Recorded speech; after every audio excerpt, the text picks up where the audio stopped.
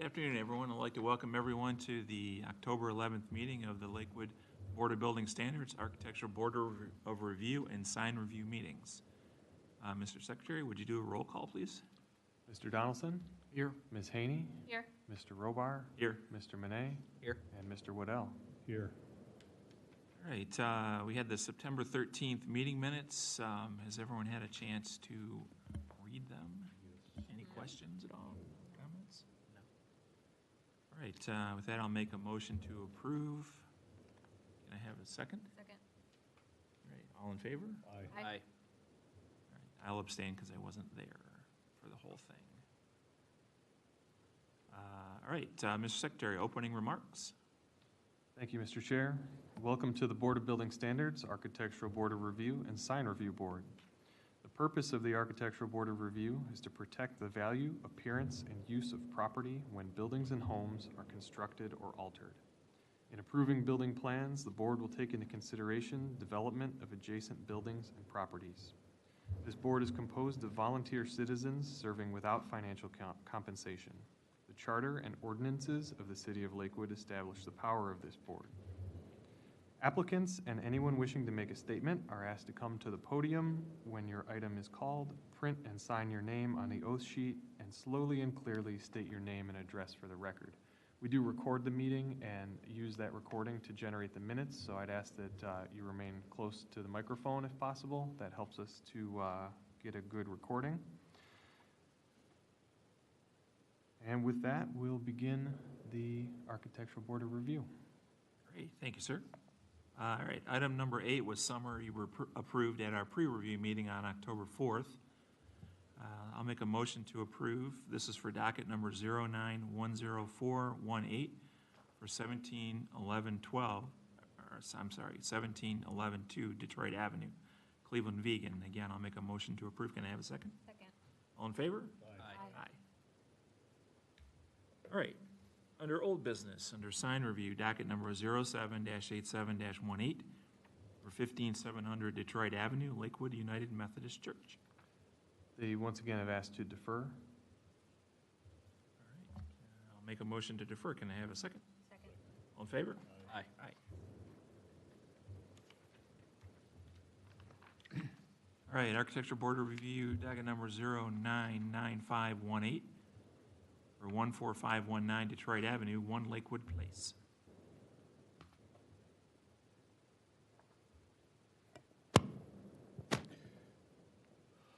Thank you, Mr. Chair. Alex, I've got the presentation open in a separate, yeah, you got it right there. All right, that's perfect.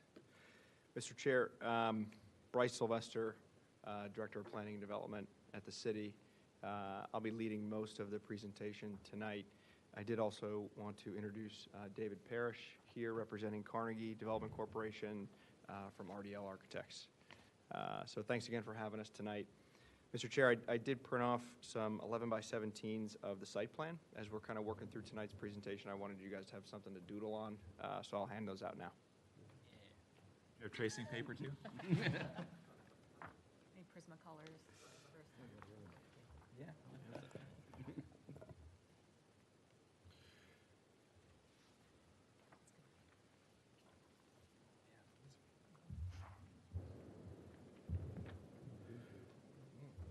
So again, Mr. Chair, thanks for having us again tonight.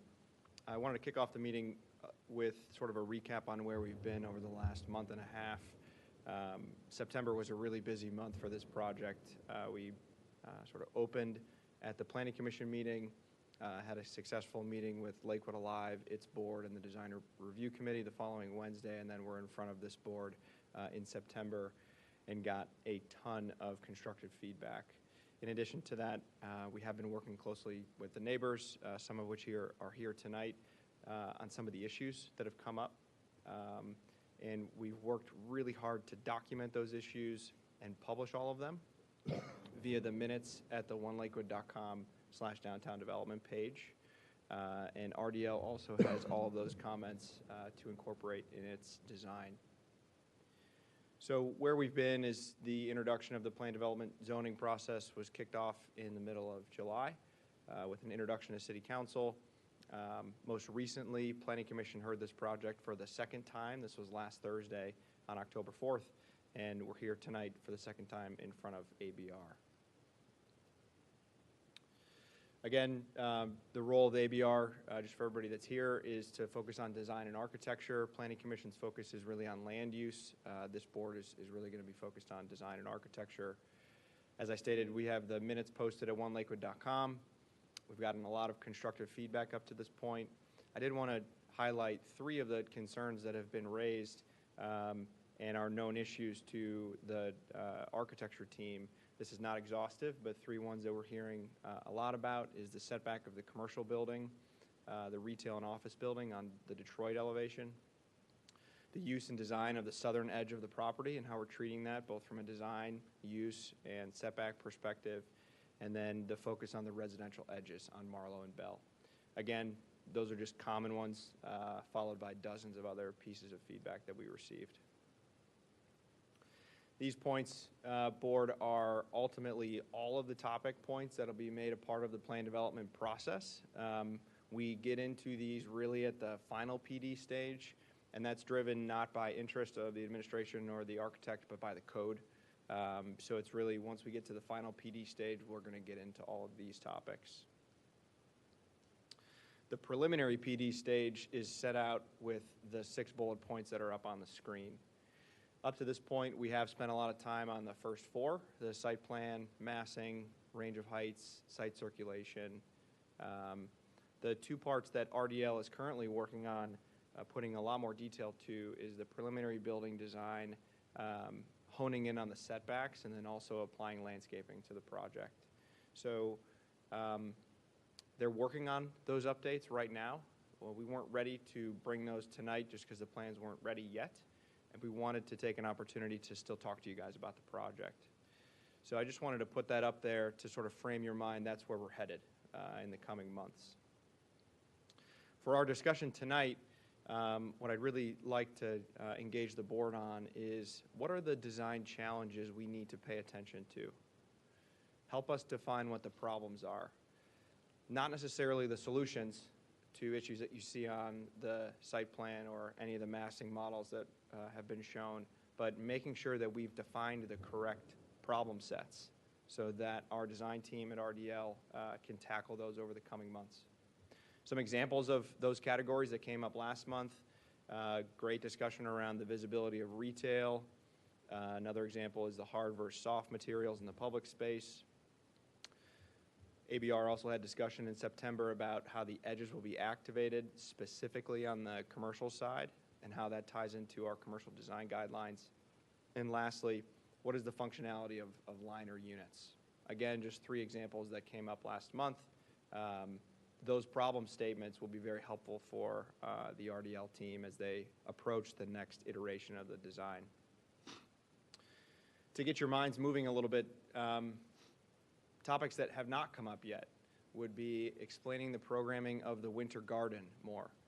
David did a great job sort of giving us an introduction to what that space might be, but what else is that space want to be? How else can we design it to make sure it's inviting for all members of the public, or what do we want that space to be? How would the Curtis Block addition function is maybe another question. So the conversation tonight to kick us off is going to look at the city's analysis of context in the neighborhood. And we've got a few neighbors from Marlowe here that had to hear this presentation at Planning Commission last week. I'm sorry, you have to listen to this again. Please come up and give us your input afterwards. But I do think it's really important that ABR sees this context from the neighborhood perspective. Last month, we were really honed in on the 6 acres, which was helpful, I think, to get oriented with what's being proposed. What I'd like to spend some time with you tonight is kind of looking at the project in a neighborhood context. So these are the 4 topic areas that we created to help frame the discussion around the project. We launched these last month, and so I wanted to start with the scale and space question, and specifically the integration with the neighborhood. This is a graphic that we feel accurately represents what the project is trying to achieve, or what it needs to achieve. the green edges along Detroit would follow our commercial design guidelines and be activated. Once you get into the Bell and Marlowe sections of the property, the purple lines, it really should mimic a neighborhood feel. And then once you get to that southern edge, we've defined it as a hard edge, but it's really just a different edge on this south edge. So the neighbor directly on Bell and directly on Marlowe will feel this project quite a bit differently than everybody else will. And so we need to make sure that this edge is treated properly. So this is a graphic of the project superimposed in about a 5-block region. I wanted to first go over the existing setbacks. So this is the former Lakewood Hospital site and the setbacks that are currently in place. So if we start on Marlowe, you're at 60 feet from the little Marlowe retail building. It climbs to about 84 feet as you move a little bit south, and then actually next down to about 80 feet as you move south up Marlowe. On Bell, next to the Family Health Center, it's about 83 feet, and then its largest point near about the second residential property on Bell, it gets to about 168 feet. If you go back to the One Lakewood Place project and start back at Bell, the project does have ranges of setbacks. Those will be honed a little bit more as we move forward, but right now it's proposed at 60 to 80 feet near Marlowe and Detroit, moves to between 77 and 97, and then 77 to 87 feet on the south edge. Move over to Bell, 70 to 90 feet near the Family Health Center, and 200 feet as you get to that residential property on Bell.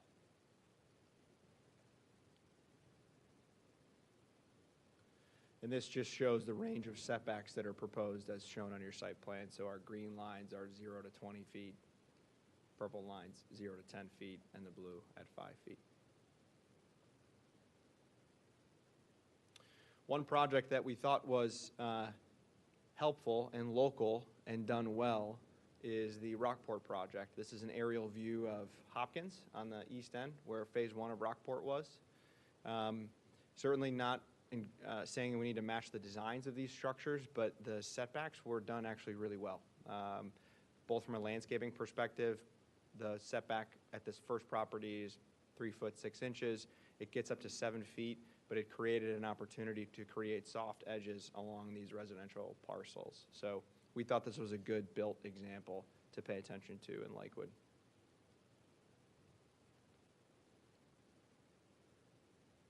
Moving on from setbacks and getting to heights of buildings, we did some analysis on the existing heights in the neighborhood. So we're back to the former hospital site near Detroit. It's at 50 feet to the peak. At the center of the building, it's at 70 feet. And then surrounding it, it gets to about 30 feet. You'll see the green colors on the residential districts to the south are all, mostly the residential roofs peaked at 35 feet. And then our commercial structures along Detroit, you'll see anywhere from 40 feet to 121 feet where the Westerly is, and 180 feet where Lakewood Center North is. One of the big things that we wanted to accomplish tonight, Mr. Chair, was just sort of creating context. So the next time you're walking, driving, riding your bike, you can look at these buildings and do takeoffs on footages, and hopefully this is helpful to do some of that as you're driving around the city. The proposed One Lakewood Place project goes from 6 stories at 100 feet, the garage at 50 feet, the apartment building at 90 feet, and then steps down to 35 feet on the residential structures in the rear. This is a 3D view via Google Earth onto our site. The One Lakewood Place site is right here. The Family Health Center is in this section. But the one thing I wanted to show here was the Westerly campus. And this is just one block to the east with some taller apartment buildings that go back to the railroad tracks on this side of the property.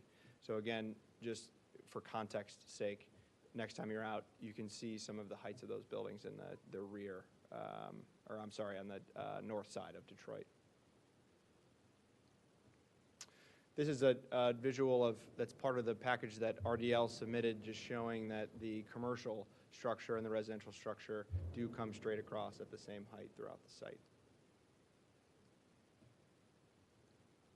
One question that came up, I believe at the ABR pre-meeting, was related to building coverage. So we did a little bit of analysis on the existing building coverage with the former hospital site, which is at 51%, and then the proposed building coverage at 57%.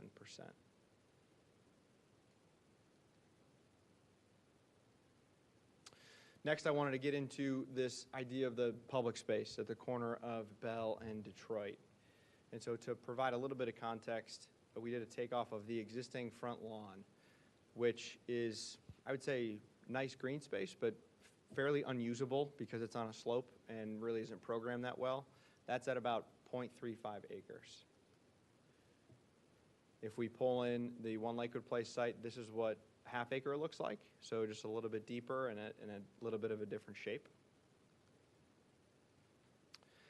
And then this rendering, we're trying to give some context to the site with some transparency over the existing buildings, so you can see what this space is going to take up. So next time you're driving south up Bell, you can start to do some takeoffs on where the fronts of these buildings will come in.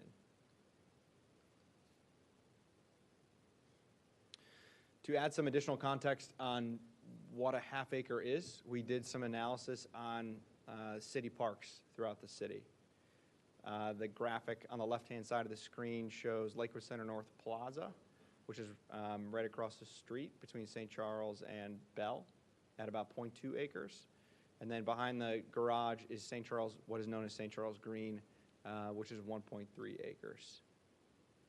We also put the One Lakewood Place public space in context with the rest of our parks. So depending on where you live, I'm sure you're more familiar with some of these than others, but it's about half the size of Merle Bunce Park, very similar to Park Row Park in size. Following our September ABR Planning Commission meetings, our staff went and spent some time in some urban public spaces on the west side and in downtown Cleveland, just to try to get some context about what is built and what is local. We picked these because we thought these would be sections and places in our neighborhoods that people can visit, see, and then give us some feedback on. So this is a photo of Market Square Park, which is right across the street from the West Side Market. This is at West 25th and Lorraine, and is 0.5 acres. So the next time you're on West 25th Street or you're going to the market and you see this space, the dimensions will be different at One Lakewood Place, but this is what a half acre feels like in what I would say is pretty similar context to Lakewood. The other space that we spent a lot of time in is Perk Park at East 12th and Walnut. This space is famous for Walnut Wednesdays in downtown Cleveland. But beyond that is a space that is incredibly well designed in our opinion and has a lot of elements that we think could be incorporated into the half acre space at One Lakewood Place.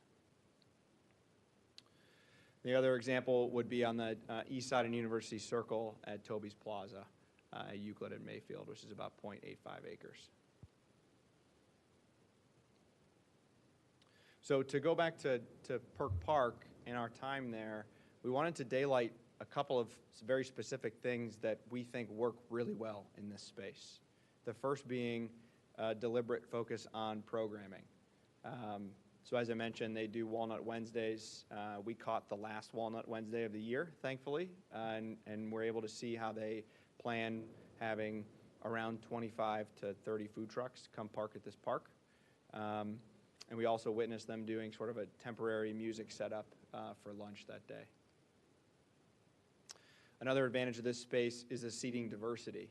So they have multiple styles of benches, places that are incorporated into the landscaping where you can sit, and they also incorporate fixed tables. So when you do have a meal or you have something that you pull from the food trucks, you have somewhere to sit and put your food down. Another great thing about this park is the change of materials throughout. And even beyond that, the change of materials with purpose. So not just to change sidewalk pattern, but it's change of materials to signify different rooms across the site. This park also has elevation change, similar to the One Lakewood Place site, and they use primarily steps to get up and down into this space, which is an interesting way to elevate it from the busy street activity. And they also incorporate lighting that during the day has sort of an architectural element to the space, but at night helps to illuminate so people feel safe walking through. So I really wanted to focus on a little bit of the context in the neighborhood and provide some input on a couple of spaces locally that make sense for us to pay attention to. What we're working towards is this topic of surfaces, where we're going to be talking about edges, rhythm, texture, landscaping. That's where we're going. And so I wanted to sort of frame that up for you guys as you're thinking over the next month on where we're headed. This is the category that we're going to be taking on over the next couple months. So, Mr. Chair, I wanted to end on this slide because we felt it was really simple and also representative of what we're trying to achieve from a site planning standpoint. So with that, Mr. Chair, I would open it up for questions, and I'm sure David will also be available too with any specific questions about the project. Very good. Well, thanks for all the legwork. Good stuff. I know everyone's been thinking about this a lot every time we drive by or in our heads. What kind of questions does the board have at this point as far as some of those bullet points? Maybe if you want to go back to the some of the list.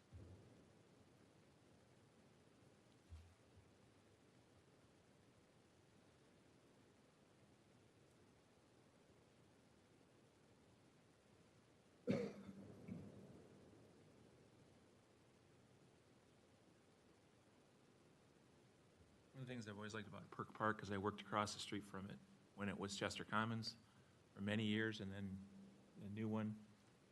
It is driven by programming, but it's also driven by programming that no one has an idea what that will be later on too. It's got lots of different functions. It had a water feature in the original design. In that green space, it was going to be a zero-level fountain, walk-in and play area, which they could probably still do at some point. But I think that flexibility, sometimes, multi-purpose spaces are horrible because they're never really good for any purpose. They're just kind of okay for many purposes. So that's, as far as the public space goes, that's something to think about. And then the setback discussion is great as far as what the building edges look like and how they relate both when you're walking, when you're driving, and when you're sitting on your porch across the street from those edges. And it was interesting to see the height for me, the 35-foot height difference for the homes, generally speaking, and then the residential portion on the south, generally timing out at that same height. But then you're going to start comparing the 50-foot liner units on the garage as something that could be a little more imposing than a house would be with a gable that's receding and all that. So those are the things that we have to kind of carefully look at. What does the stoop feel like? Looking at the Rockport porches, just as a detail item, those are like solid bricked-in porches where we normally don't do that kind of thing anymore. They're more open. And so it's an interesting change from, those days when that was okay to we would look for something probably more open and inviting as a front porch. As with any porch that's being renovated now, we generally shy away from them being closed off so that you can hide back there. So those are my initial thoughts on this kind of stuff. Well, while you're on the Hopkins, the Rockport, how do the neighbors feel about those units, those buildings there? Have you ever got any feedback from anybody who lives adjacent or up the street from those properties? Not specifically. We all think it works, but I wonder how the neighborhood feels about it. We use that particular example when we talked about the Muse at Rockport, which you guys saw, which is on the other side of Detroit. But I think the design at the time, which that project was 2005, 2006 that we showed up there, it was sensitive to kind of stepping back into the residential neighborhood. So they're still really well maintained. So if I had to guess, I would say the neighbors are fairly Yeah, I happy. think so. Curry's, anybody ever said anything? We're talking about the setbacks and kind of melding back into the neighborhoods. You had mentioned a hard edge between the south side, and I immediately started writing why a hard edge, and you said it doesn't have to be a hard edge, but I think there are definitely ways to work back to the density and the setbacks of that neighborhood better than what is shown on the current plan.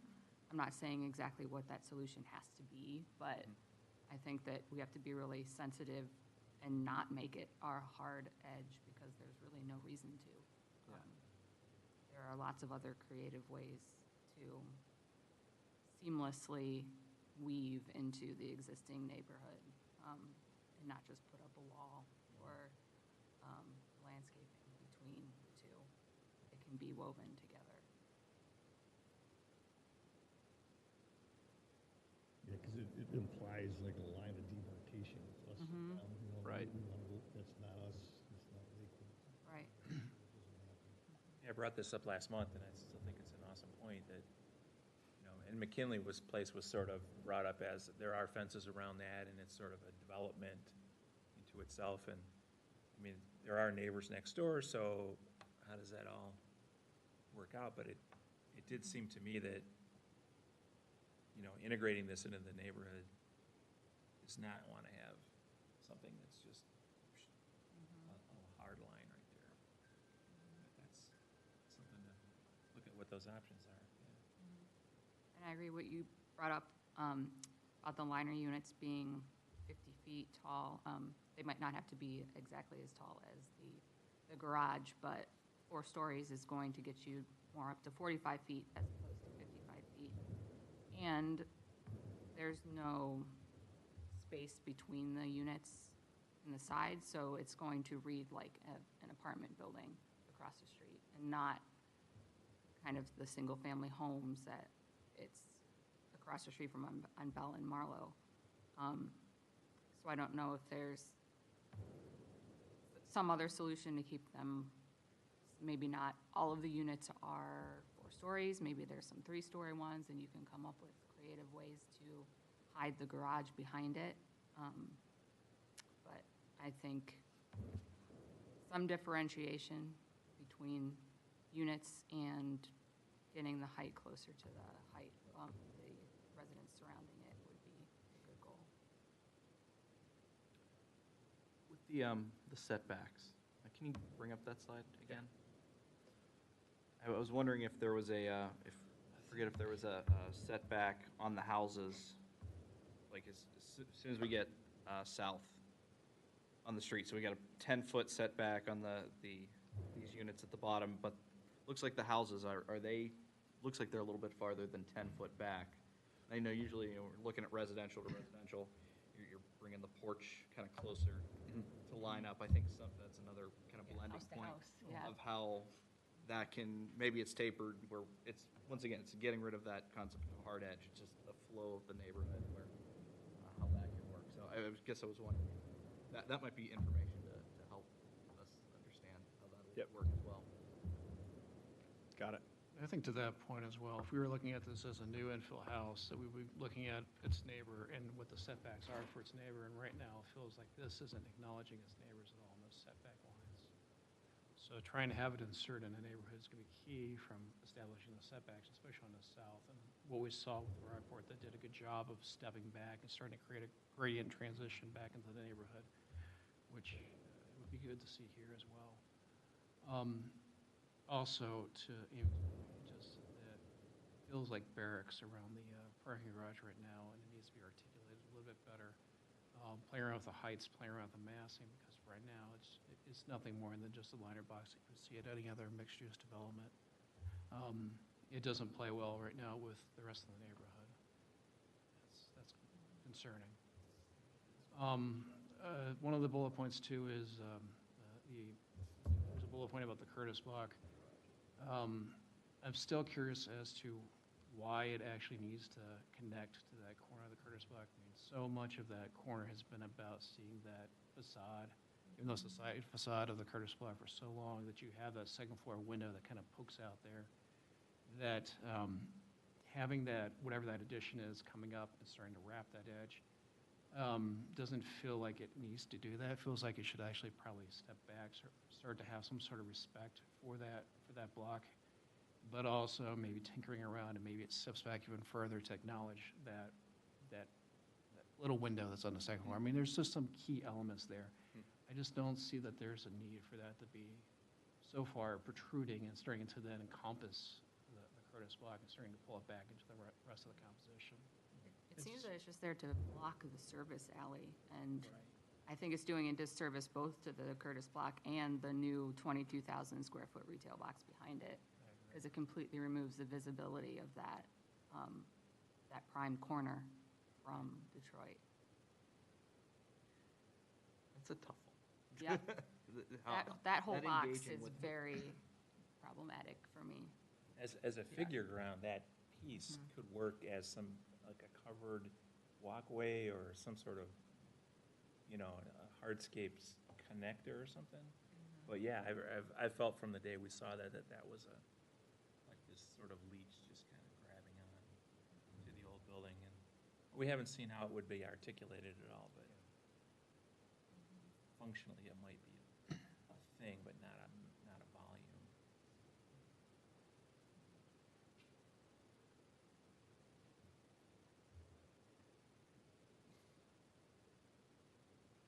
Going back to the liner units, the floor plans of those are going to be really intriguing to see when you guys get around to that, or if you're not already there. But we were just kibitzing about the depth of that in plan versus the units to the south. I mean, you guys do housing every day, so you work something out on that. But those are, between them being so narrow and needing to be taller, they're going to be really cool places to live, but how it gets broken up on that big box is a thing.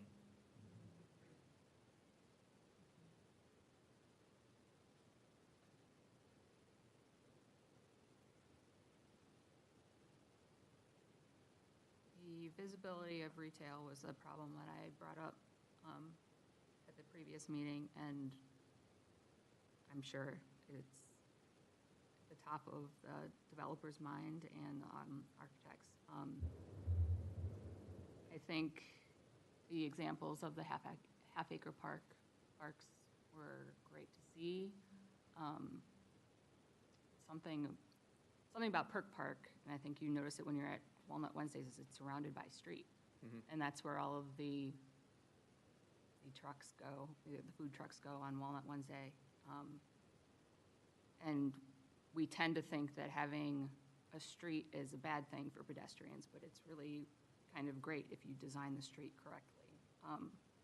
Having all modes of transportation going past retail is something that you strive for.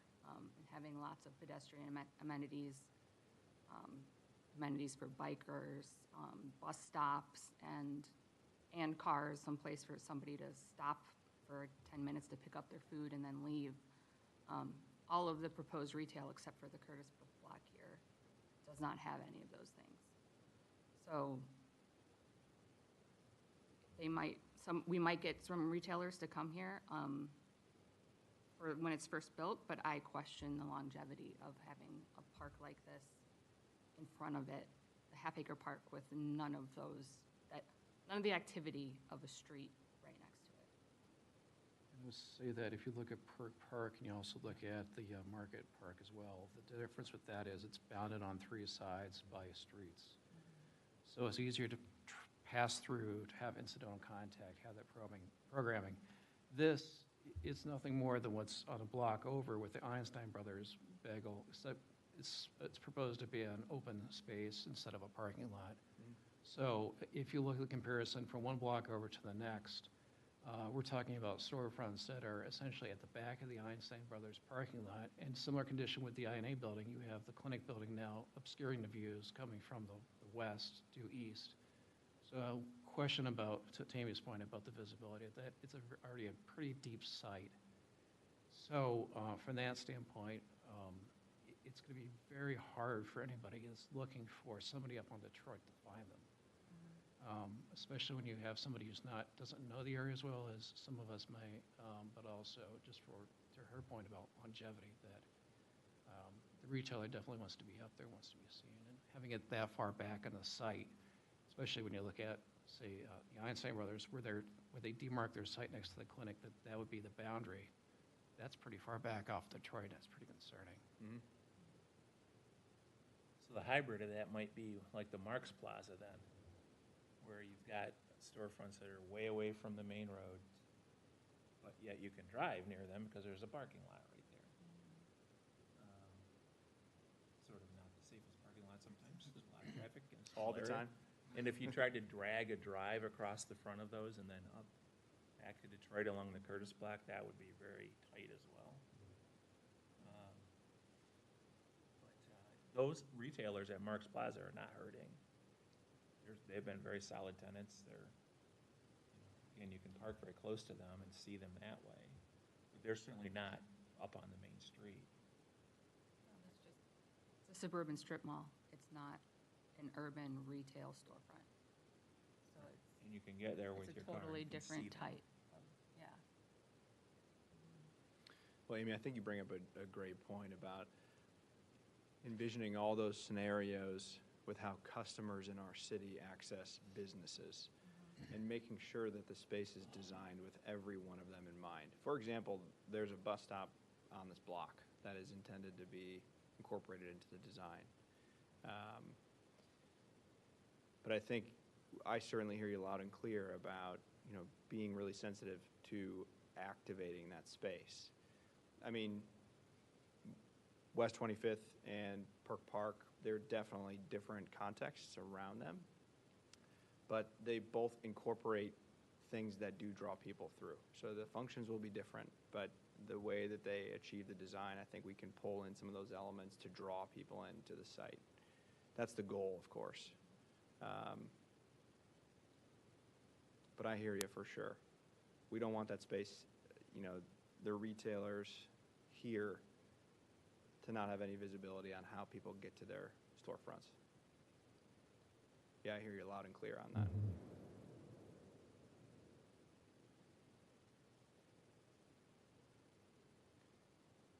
We heard a little bit about the winter garden space last month, and David might be able to elaborate on this a little bit tonight, but any thoughts on that as both functional space connecting the deck, but also maybe just creative space?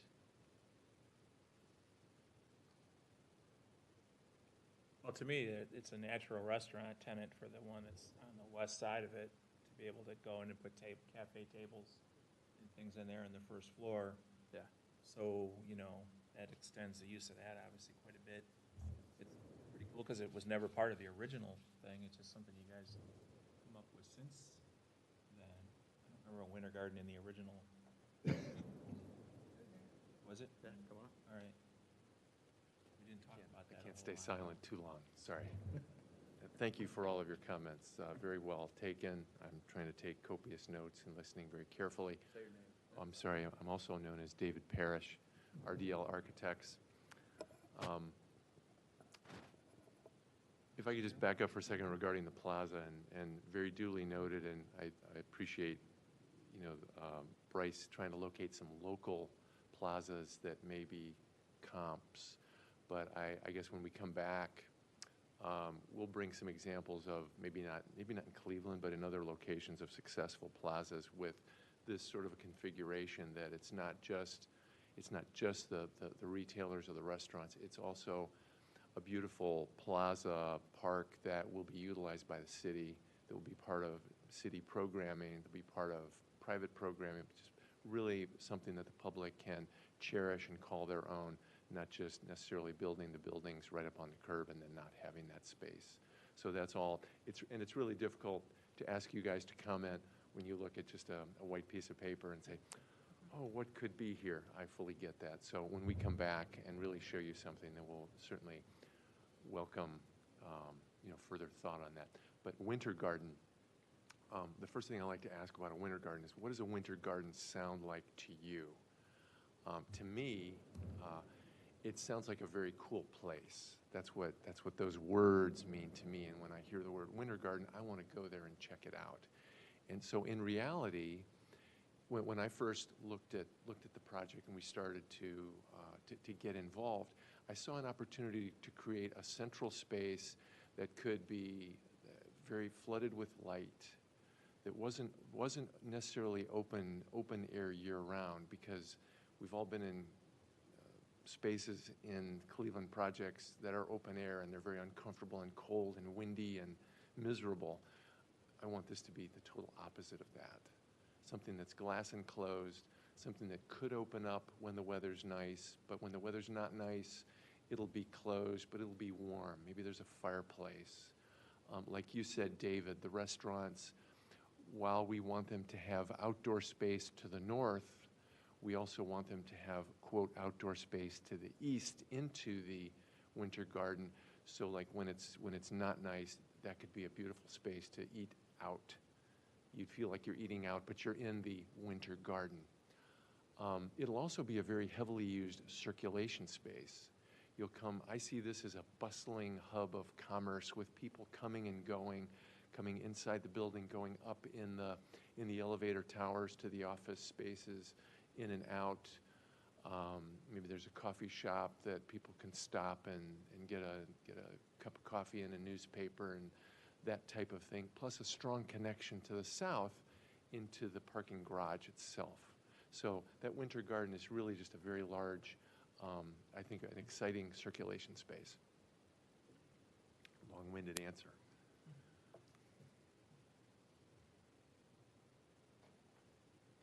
Is there any reason for somebody that is working in the office to actually go into it, though? The pedestrian bridges connect straight to the office building, don't they? That's correct. Some of the office tenants that they're talking to are requesting, let's say direct access from their parking. That seems to be a demand for leases, so we're trying to be sensitive to that. But this would be pretty much the public face, and if I'm coming, I could walk off the street and walk into the front door into this space, or come off the garage and come into this space, and go out into the plaza or up into the elevator, just accessibility from all different directions. Again, we'll come back when there's actually something a little more substantive to look at.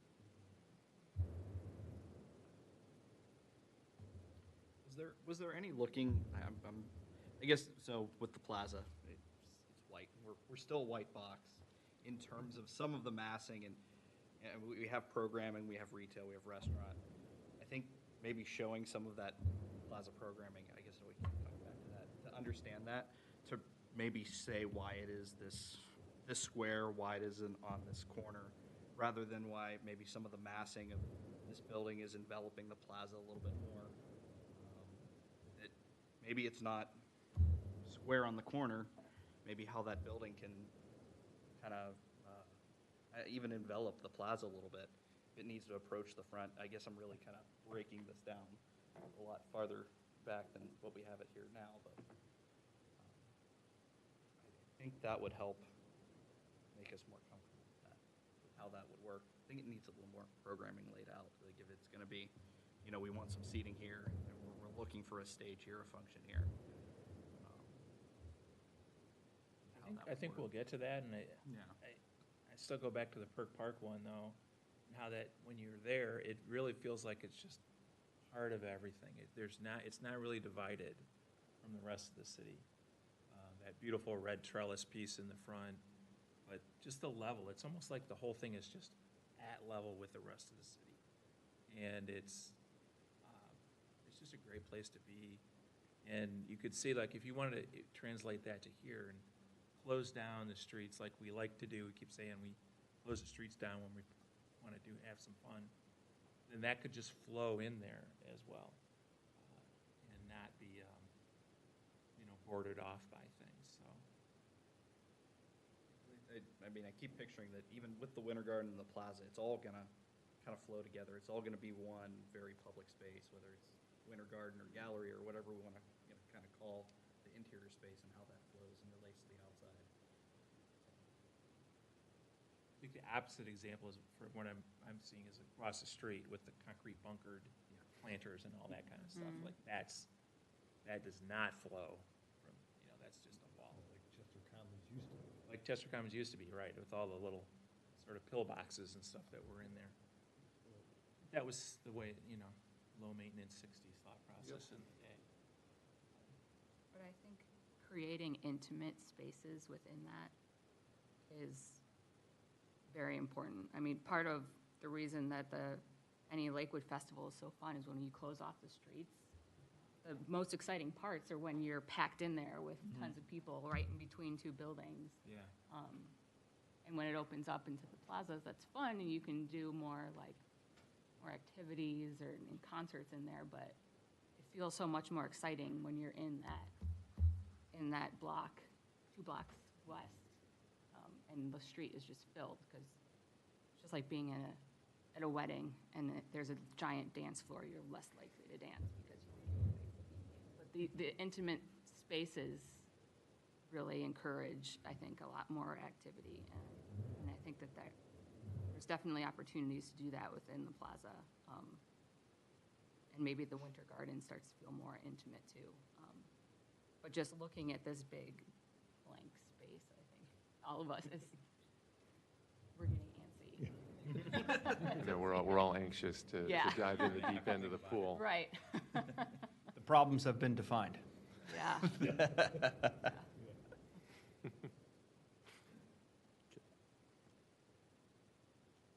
to push everything back to make sure we have this big space. There's a function in mind to make sure it's that way,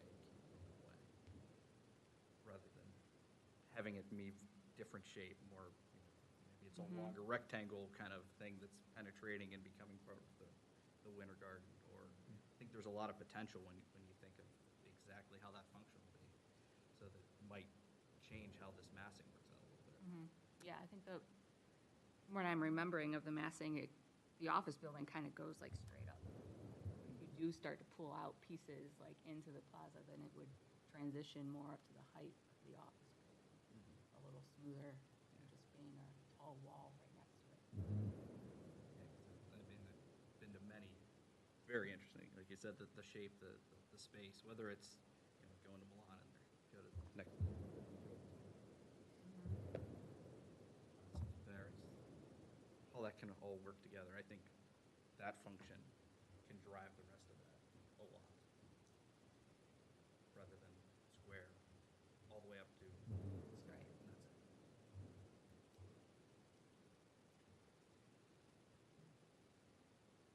Any other board comments? Open it up if not. We'll keep going. All right. Great, thanks, David. Is there anyone from the audience that would like to comment on work tonight that's been shown so far? Thoughts going forward, et cetera? So please sign in, say your name and address, and we'll keep things moving.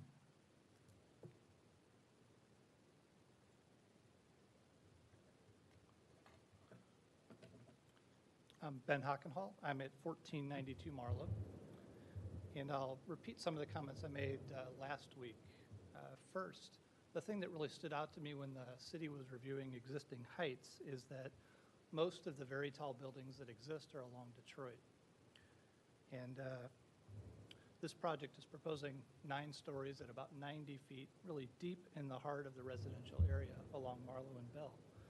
The city tonight pointed out that the residential portion of this development should, and I quote, mimic a neighborhood feel. And I would suggest that a 90-foot tall structure deep into the residential section of this is kind of out of proportion and doesn't really integrate well with the neighborhood that it's supposed to live with.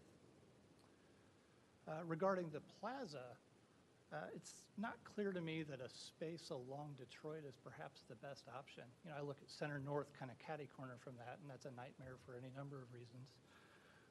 It's not, you know, it's kind of awkward, it's not well used, and it's not clear to me that another space kind of just right there is going to be useful. I wonder if perhaps a space that's public, that's deeper into the development, further south, might actually be a better fit and might actually serve to integrate this development with the rest of the neighborhood by really inviting the community into it. I don't know precisely what that would look like, but that might also provide an opportunity to move some of the taller portions of the structure further north in the development and mitigate some of those height concerns deeper into the neighborhood. Finally, the southern edge of the development and the conversation about a hard edge, I think some of my neighbors will address this in more detail, but I do want to point out that that is a street at the very bottom of that development. And one of the reasons for a hard edge is a safety concern. Right now, there's going to be cars transiting that area. And if that's going to continue, there's going to need to be some kind of a clear divide between the rest of the residences in that section. I wonder if perhaps moving those townhouses at the bottom further south and moving the street further into the development might mitigate that. Thank you. Great, thank you, Ben.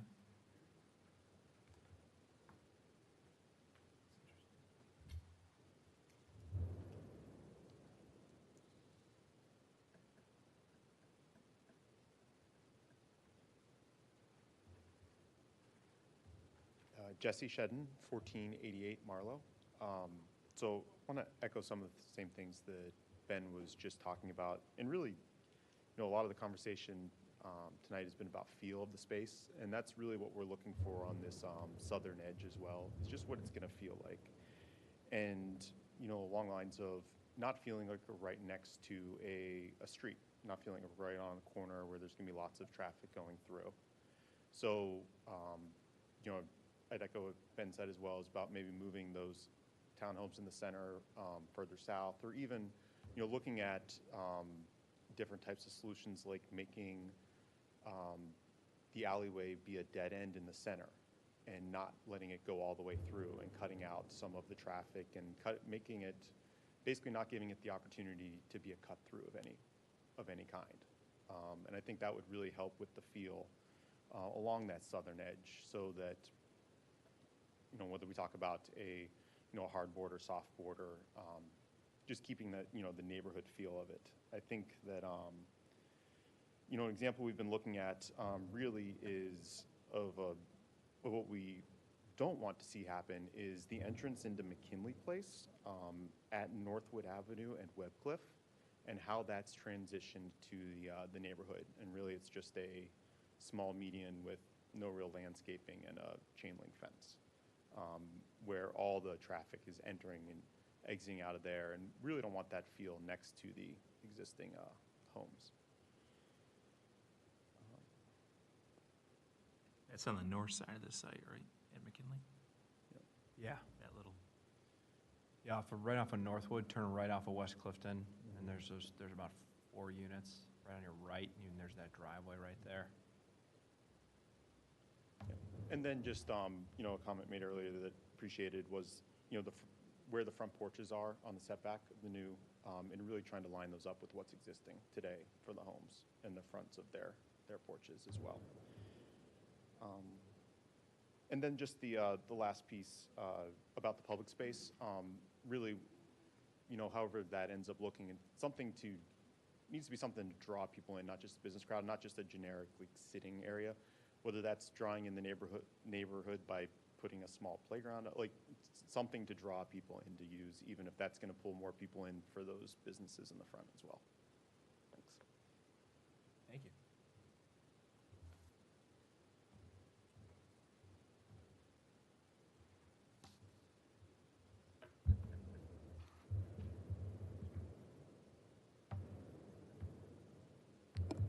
Good evening, Ian Andrews, Lakewood Alive, 14701 Detroit Avenue, lower level 10.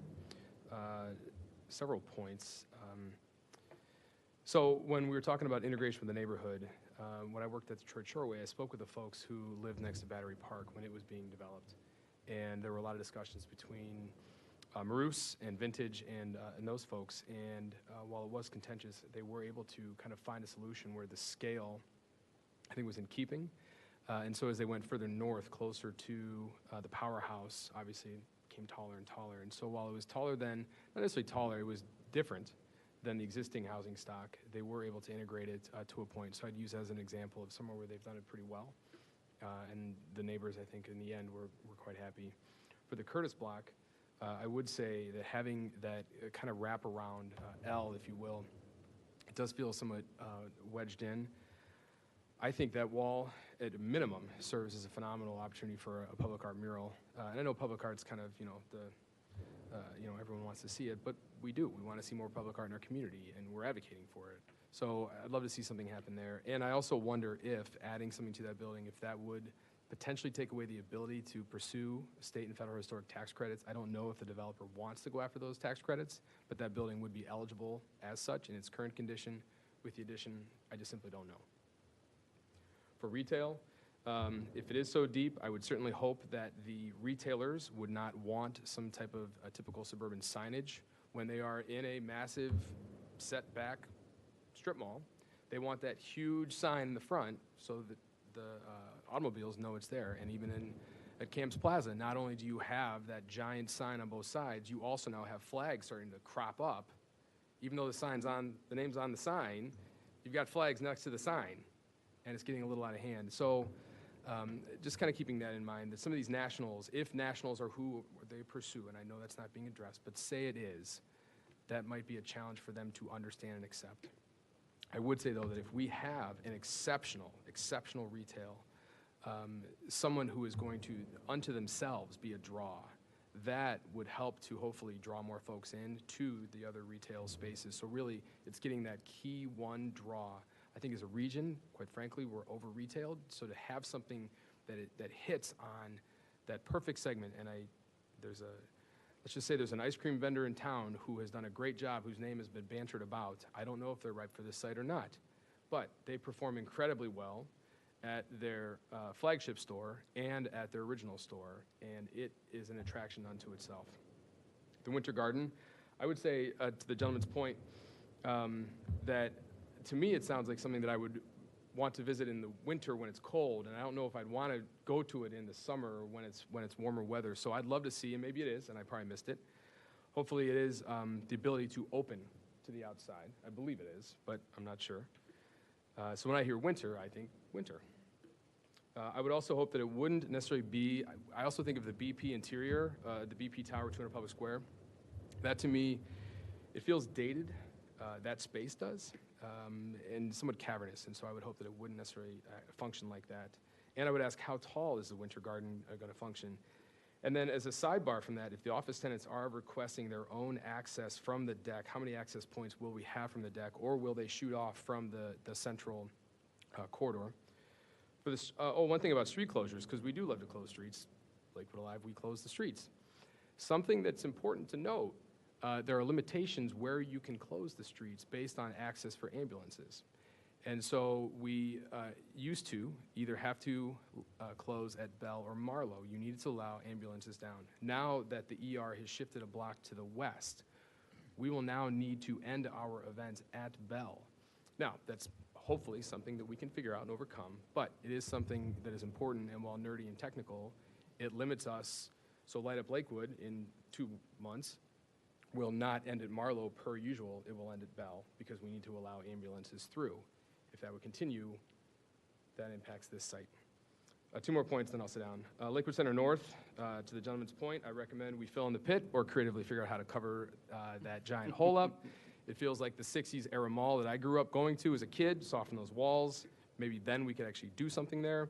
And the last point, while I realize this would not help the project pencil, instead of townhomes up against on the southern part of the site, this community, I believe, is screaming for single family, first floor living, first floor master options for seniors to age in place. We do not have that type of housing stock in this community. I realize that would take away the ability for density to then be able to make this project probably economically work. However, I would always strongly advocate that we try to incorporate something like that into development sites, either here or elsewhere in the community. Thank you. Ian, real quick. The ambulance discussion, Yeah, that could be really huge. yeah, it's kind of a tough one. If the ambulances enter off of Right now, it's St. Charles or now, Bell. the way, that's where it is. So you're saying that you wouldn't be able to sort of drag activities to this plaza in a continuous street opening, closing fashion? We would need to work with our safety forces to be able to figure out a way to do so. And I think we could, but as of such, to this point, we've not been able to do that. That's why the only thing, if you notice, a meltdown ends, it doesn't go any further than Marlowe because we have to keep that open. The only way that we're allowed to close the whole thing is for the parade, is because that's temporary. But this year, it will have to be shifted a block to the west. And then next year, meltdown for the starting line, I'm not sure what we're going to do because we run the race at Bell. Access from the east, they can't get. Yeah, so you need to either have one side or the other. So it was always either Bell or Marlowe. Well, we'd go as far as we could go. Now it's either St. Charles or Bell. So, great. Thanks for clarifying. Sure, thank you.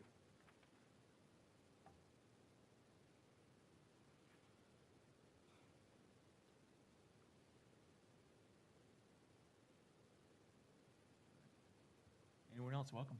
Hi.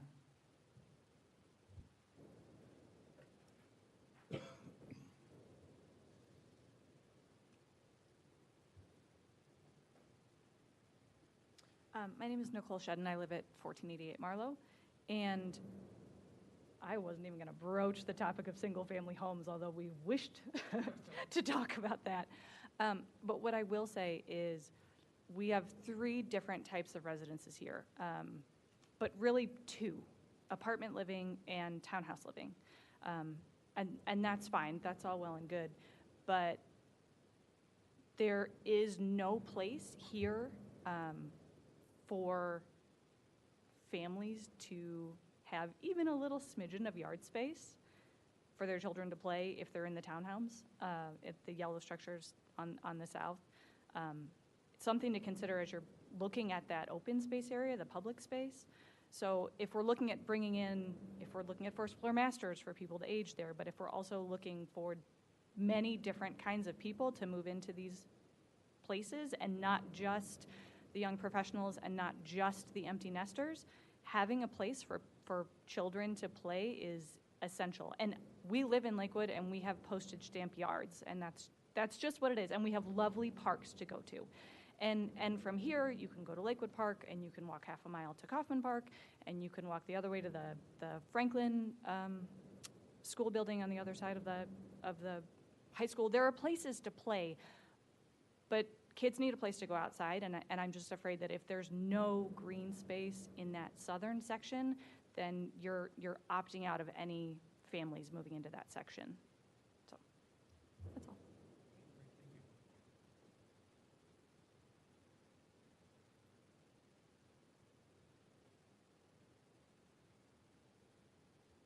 All right, anyone else? All right, we'll close public comment for this evening then. And what we typically do is try to group the questions into categories, and I think we have a general sense of what they are, and some of them are repeat ones, which are good ones to look at. So I think between the city and David, if you guys would like to address some of these, go from there. I think the big one that's recurring one now is the 9-story apartment building, where it's placed and how far back into the residential it is. I think you were starting to reference a little bit with the Westerly, the fact that that's a tall building that's kind of pushed back into the neighborhood on that side of the street. There are some precedents for that, but maybe not anything recently. But maybe just address from the RFP development itself, which called for something up front, open space, right? And then X number of units and all that. If we can just kind of recover that ground, and yes or no, why having a taller residential unit in another place would or wouldn't work. Yeah, I would, to go to the development agreement and the original proposal, There's minimum thresholds to hit on the number of units, but there's also the number of units that are needed to make the project work. Right now, you're seeing 200 units. That may or may not be where it all shakes out. They have to deliver a minimum of 140 residential units across the site. That's a requirement. That doesn't necessarily mean that that's what finances the project or what builds the project, though. So that's the first thing. The second is on the mass of the apartment building. And, my view, Mr. Chair, is we're 2 months in of looking at just the massing, and that was absolutely the deliberate approach on that. But I do think we're probably all a month beyond we wanting to see articulation of that building, and then putting it into the context of heights on a rendering so that you can see truly what that height impact is.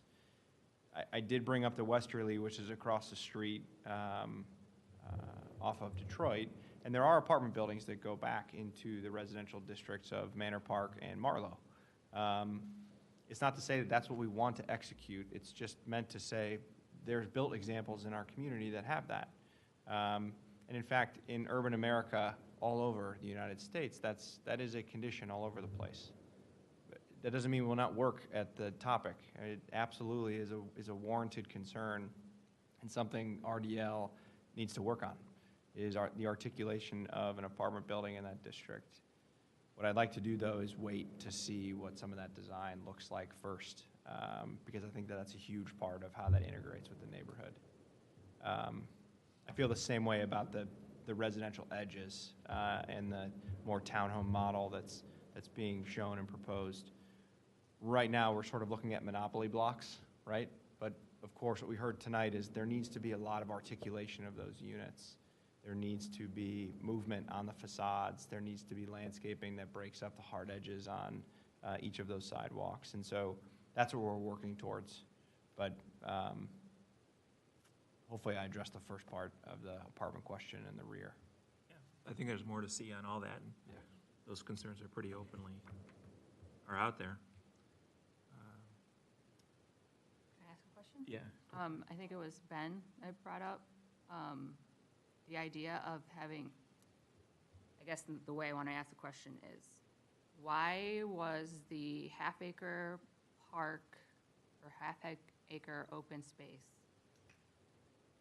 why was it decided to put that on Detroit as opposed to having it be a more neighborhood park like Franklin Park or, I can't even think of the names of the smaller parks around Lakewood, and not putting the park back in the neighborhood as a playground and grass,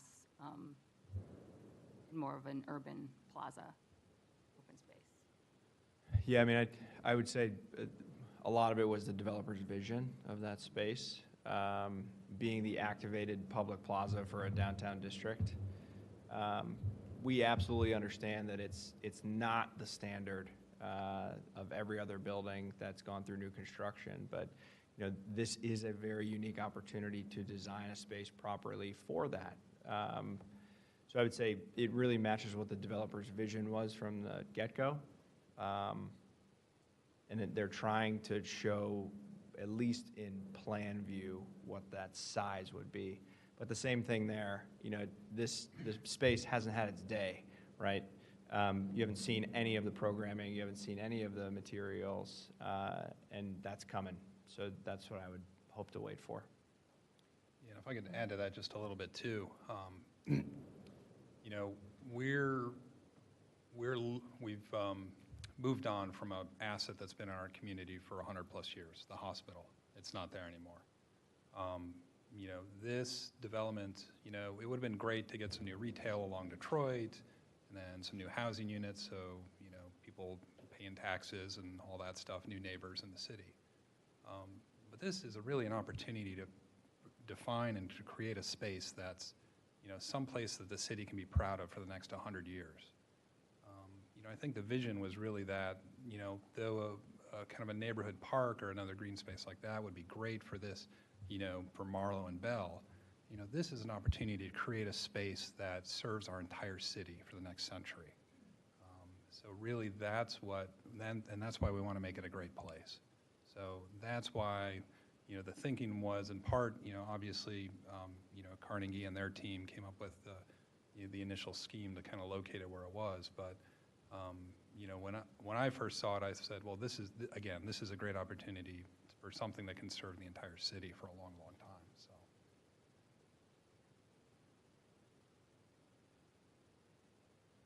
Maybe an adjunct to that would be the discussion about play area for the residents. I think a lot of folks that kind of do, I have friends that live in Rockport that, they start having kids and they have moved because they wanted to have a place where they could go. And they've moved even out of Lakewood. They've moved to other towns around Northeast Ohio. I've never been in that situation myself. I've lived in apartments, and I know that it's something that you deal with, just like if you lived in New York or any other really super urban area. There's definitely ways to do it, though. My best friends live in New York, and, well, they live in Brooklyn, and they have a 4-story townhouse, but each townhouse has a little green space in the back where they can let their kids run around. So there's definitely ways to design that into an urban townhouse. So you can't just go tell them play in the streets then. Yeah, Unless they're closed. yeah, yeah. Well, Stickball time. You definitely, they have the stoop, and they have like the English basement type thing, so you can go down, you have a little green space down there, and then you have the stoop up front, so you have all different kinds of, you have to get creative with how you utilize your open space. Well, and this is probably a good, if I may interject, just a good opportunity to talk about, this whole thing. And, tonight is really about kind of, again, defining those problems that are going to come up. Because, I think that's a great, idea. Or, it's like, wouldn't it be great if there was a more, or a better kind of green space or something in that kind of back third of the project? And just looking at the plan as my architect brain, all of a sudden, oh, yeah, well, we'll just shift the tower over a little bit, make a more contiguous green space. Well, what does that do? That puts that tower closer to the neighboring houses. So again, design is about trade-offs. One thing goes up, the other goes down. You got to find that happy middle somewhere. So there'll be a lot of those as we go forward. And again, defining the problem is really important because, this sets up the language. We can talk about this for the next, couple months. And To Amy's point, it is deeply concerning that we don't have a lot of open space here. But to that point, I'm wondering, right now it's a very strided plan. You have Detroit, you have the segment with the parking garage, and you have residential. I think that there needs to be more integration between the different uses. And to that point, I'm wondering if we can there might be a way to make that parking less obvious. Maybe we could look at an alternative where it becomes more sunken underneath what's on Detroit. So that way you're still providing the parking, however, it's underneath the tenants that need it. And you're starting to then provide more relief to the rest of the project as a whole, providing those open spaces that it needs, because right now we have a lot of density that's above the surface, and there's also there's got to be excavation for at least 2/3 of the site. So there is opportunities there. We actually maybe look at there might be opportunities to start realizing that excavation, utilizing that for different purposes, so that we start to put some of the structures underneath the ground. We start to play with topography. By doing so, then we start to open up more space and provide relief to the project, but also relief to the neighborhood.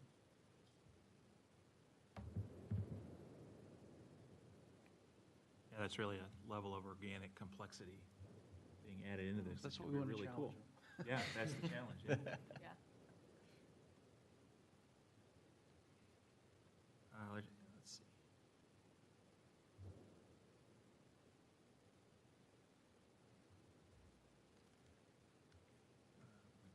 I think we've covered most everything. We did talk about some about this, the south edge is a thing. Interesting idea of pushing the homes back farther south and kind of having them more engaged. I don't know how that works for circulation, because the way you got it, the homes are fronting with the driveway in the back. If you flipped them and pushed them to the back, then Could be rotated 90 degrees so their sides are on the back, and then they could. yeah, that's kind of Rockporty in a way. Yeah. Yeah. New adjective for tonight, Rockporty. Rockportian. Okay. Any other comments from the board? We didn't really give the city desk a chance to, other than reply to things, but any other replies that you want to come up with at this point? I think we've gotten a lot of stuff under our belt. Mr. Chair, that's it. David, I don't know if you had any other remarks? Thanks to the neighbors on Marlowe, too, for continuing to stay engaged tonight. Thanks for being here. Where are the Bell neighbors tonight? Look at that side, too. Thank you. So, all right, well, we're in deferral mode, I suppose. That's right. What do the light fixtures look like, Dave? Vote on something here after all this time. Okay, well, thank you, everyone, for all the input. This is really looking forward to next month now, and see where everything goes. So I'll make a motion to defer. Can I have a second? Second. All in favor? Aye. Aye. All right, great. Thank you, everyone.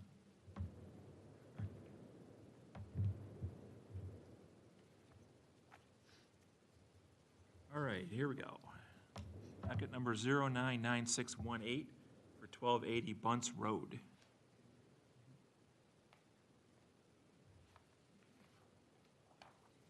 Hi, my name is Yim Kwa. I'm the property owner of 1280 Bunce Road.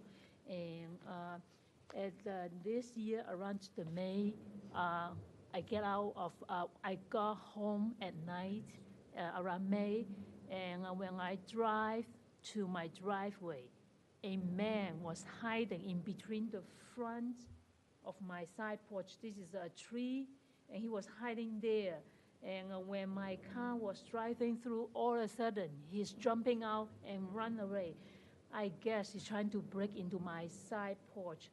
I tried to go on Google and get the photo of my side porch. It was enclosed. Unfortunately, because the tree was blocked, and I'm trying to take the picture, and I trying to find a picture in front of inside my computer. I cannot find any record, so I only take a picture of whatever Google have, and then so I talked to my husband because I have elderly and also we have children at home.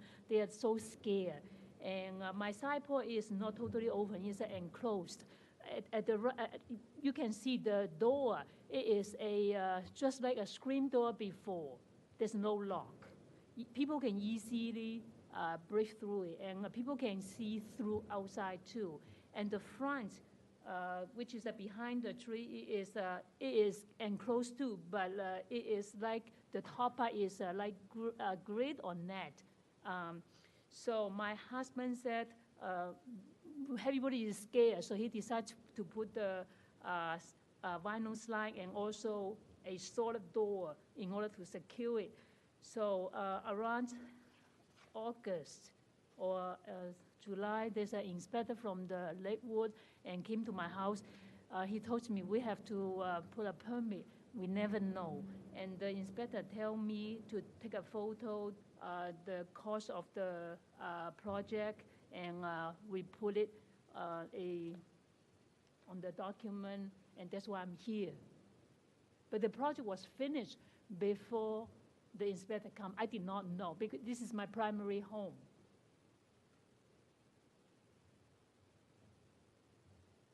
Okay, well, thank you for the explanation. Okay, thank you. We saw this last month as well, and we deferred it. You can stay there. Oh, okay. You can stay up here if you'd like. Oh, okay. Yeah, thanks. Because we have some questions. Is there a secure door inside your screen porch? Like once you got through that screen door? Yes, it is not like this door. It is like also glass door too. Mm-hmm. And you can easily break through. Right, well, that's kind of typical for most homes in the city, though. You've got a door, lots of glass doors, things like that. I guess I'll just start off by saying that if you had brought this design solution to us before it got put in, we wouldn't have approved it.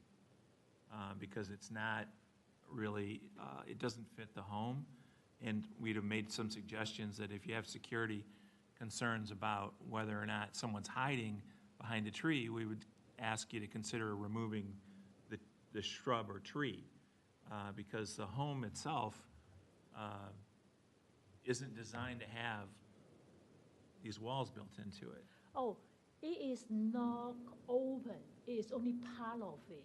It is enclosed before, but people can see through it. Sure, which is very typical of most homes. You can see into homes, things like that. So what we're trying to avoid, and I could probably speak for the building department, is just everybody boarding up their houses because they're, you know. I see. I did not know. I don't mean intentionally to do that. Right. And years ago, some people told me if it's a primary home, people can just model, do some modification, not the electrical part or the plumber. This is what I told. This does fall under the category, though, of things that have to get a building permit approved by the city, approved by the people that have to kind of keep an eye on everything, which is this board from a design standpoint.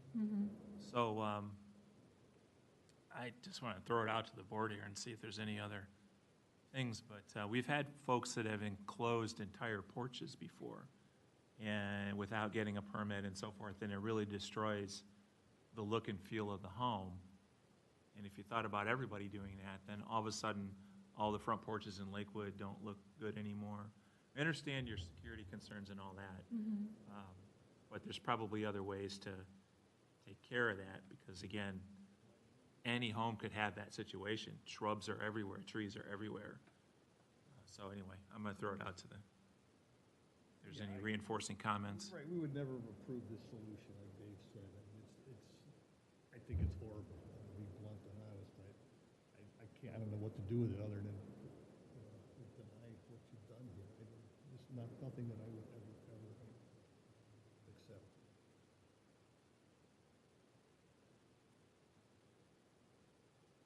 Probably have consensus on that. So is there anyone from the audience we have to ask to speak to this project? Hearing none, we'll close public comment then.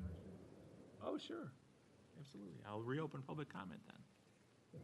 You could say your name and sign in. Hi, Mike Majeski. Your address? Sorry, Mike. Yeah, 1505 Mars Avenue. If you look up on the second floor dormer, she looks to have cedar shingle up there. Yeah. I would just offer that as, instead of vinyl siding, which is a material probably not preferred by those of you on the Architectural Review Board, had she done it with the siding that's consistent with the house, it would have been better. It probably would have been coordinated, but the fact that that material belongs up on that dormer, and it doesn't really belong in what's really an opening in the house. So that would be the difference, at least in my view. I couldn't speak for everybody, but Yeah. You enclose the we did porch. talk about that, but it's still Yeah, a it's foreign material. And it's enclosing the porch, and we don't allow enclosed porches anymore, so it's a moot point, I don't know. So, yeah, we did go through those paces that you just Okay. described and looked at it from that standpoint. Thank you. So we'll close public comment then, and just, Mr. Commissioner, if you have something to check in with? Yeah, Mr. Chairman. I agree with you that, enclosed porches aren't something we allow nor encourage in any way. So, there might be some material changes that could work here, but, really, nothing equals, what would have been an open porch. Even if it was screened in with grills or even glass enclosed might be one better, but, based on kind of the style of this home, but, having a fully an opaque material is a little rough to see, so. Thank you. Yeah, so I hate to have to say it, but I think that we're going to deny this. I'm going to make a motion to deny it because of all those reasons. And if you'd like some more clarification, I'm sure Mr. Secretary could fill you in on that, but I'm going to have to make a motion to deny it. So the material doesn't match. I understand this part is anyway, before it's a brick. So would it be possible, I have reapplied to put a brick? To fill it in with brick? Yes, on the front part. Because I think it was brick before. That's also difficult, though, unless we saw the details on it and how you might still incorporate some sort of a window that could have security to it. Again, I think that Mr. Secretary here could, if you could talk to Alex after we're done or call, have a phone call, talk through some of the options. You'll be able to give you, but right now, we're pretty much saying that you can't fill it in with materials. It still isn't a window or an arch, and then work on your security after that, at your door on the inside, your windows. If you want to have more visibility, then trim your bushes. You know, that kind of thing. Like, I'm thinking if this were my home, those are the actions I would take on my home. And I have as many bushes as that is not more, and I wonder about that kind of thing sometimes. So in any case, I have a motion out there to deny this as presented. Can I have a second? Second. All right, all in favor? Aye. All right. Yeah, so I'll work with you to work out exactly what that entails. And if you do want to reapply with a different treatment to fill it in with brick, to do sort of a design-appropriate solution there, we can work together on that. And I think there may be a path for that, but it would be a pretty special case here to enclose that porch. Okay. Okay, we'll be in touch. Can I go to your office tomorrow in the morning if you are open around? Can you give me a call in the morning? I'll need to check the calendar and everything to make sure I'm in, but Okay, be I'll happy call to meet with you very soon. Will you be able to give me your number? Yes, certainly. I'll actually just give you my card. Okay, I'll call you tomorrow. All right. around 9. Okay, thanks Okay, again. Thank you, Yum. Thank you. All right, docket number 09100-18 for 2248 Warren Road.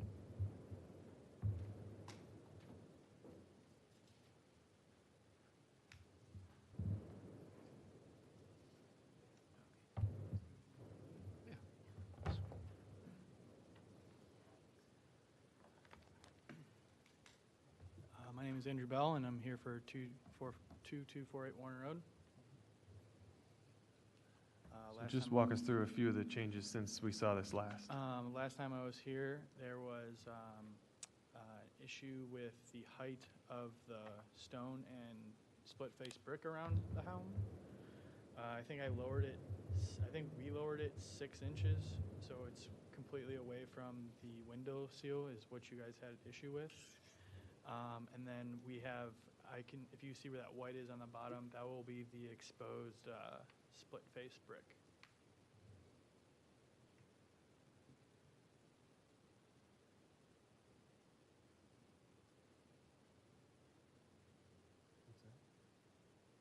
Oh, and also, I guess during the pre-meeting, you didn't like the lightness of the one on the right, and the other option was the darkness of the left. So I thought if you go back another one, I thought they kind of went together well the first time around, but I wasn't sure on your thoughts about You that. didn't happen to bring them with you, did you? No, they wouldn't let me take it. What siding color are you using? The one, the big one. This one? Yeah. Because I think it was, the one in the hand looked a lot lighter than the one up against Yeah, the stone. I think it was just that like a the photo difference. issue. Oh, okay. Because the one in the hand shot is that same piece? next Yeah, to well, they're that both stone? in my hand, but the charcoal one's in the left, and then on the left picture, and then the one I want to use was on the right side. Okay. And then that's again, the one you're going to use, that's the split Yes, face right that's the one I wanted to use. Okay. Yeah, it looked different in the photos. Okay. That's, I think.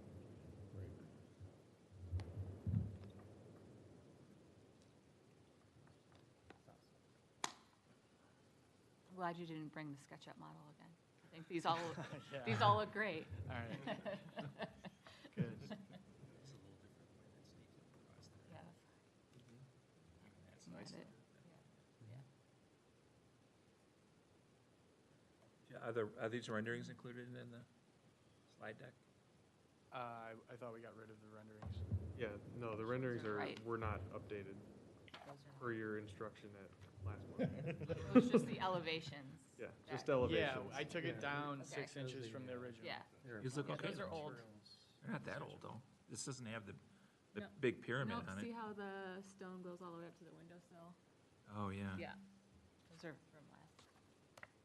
Are the colors you're still thinking the same that you presented to us? Yes, and they're the same colors as that image, and the large gray siding piece is the color that I'd pick, and I think we picked a pewter roof. I think that's the correct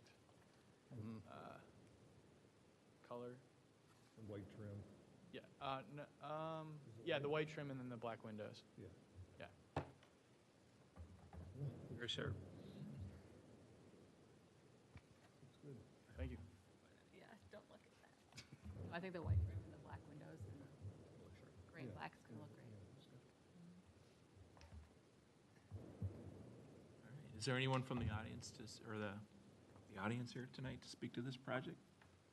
We'll close public comment then. Mr. Secretary, anything on your end? Not really, Mr. Chair. I think they addressed our concerns from last month adequately. More detail, more explanation, and I think this will be an interesting little house on that lot. All right. Any other comments? Garage? We have a garage. Little garage. I think there's pictures of it somewhere. It's one. That's a classic Lakewood garage right there. That's all I could fit. Car. Yeah.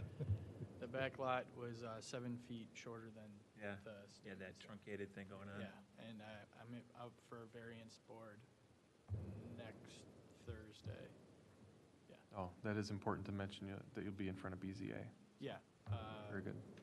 Yes, I'll be there next week. I have to, and the house could be, I need 23 and a half feet variance for square footage. So the house could be pulled in a foot from the side to meet the 25, I think it's the 25% of the allotment of the lot. So that's still up to next week. Yeah. Okay. Great. Well, we'll let them do their thing. I'm going to make a motion to approve this as presented.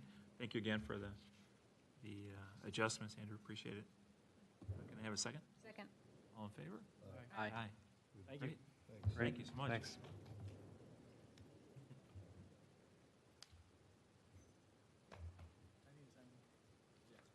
Please.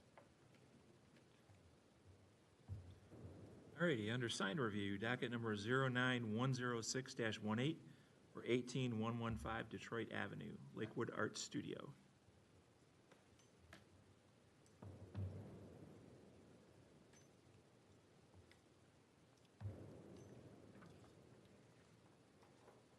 Hi, just give us your name and address. Hi, and, my name is Brenda Elner, and the address is 18115 Detroit Avenue.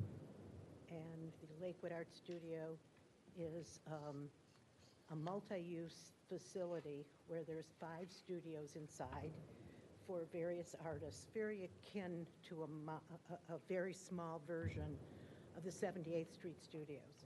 And there's an open space in the front where we're going to do art education. We've already signed up various schools to come and be able to use it at a very modest price. Our whole feeling is that art is important to children and to families, and no one should be excluded from being able to come into a space and be able to use it. So we will have a gallery shop that's all around, and we have the setups for kids to come in or adults to take different kinds of classes. And we have 5 artists who have obtained space within the studios. And so we came up with the signage, and it was, last time, was not approved when we had all the signage in the window to the right. So it was suggested that we move the signage to the left and then put along the line, very similar to how else it's done in Lakewood, what the different uses would be for the space.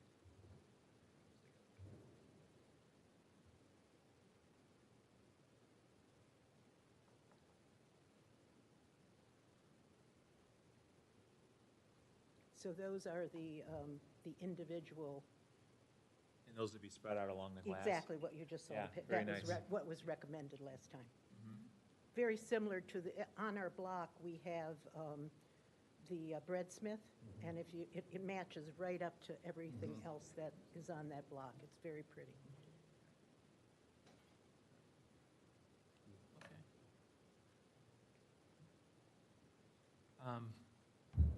It's hard to tell because this is a rendering, but the lettering, could maybe use a little more white outlining around it. I'm just throwing that out there.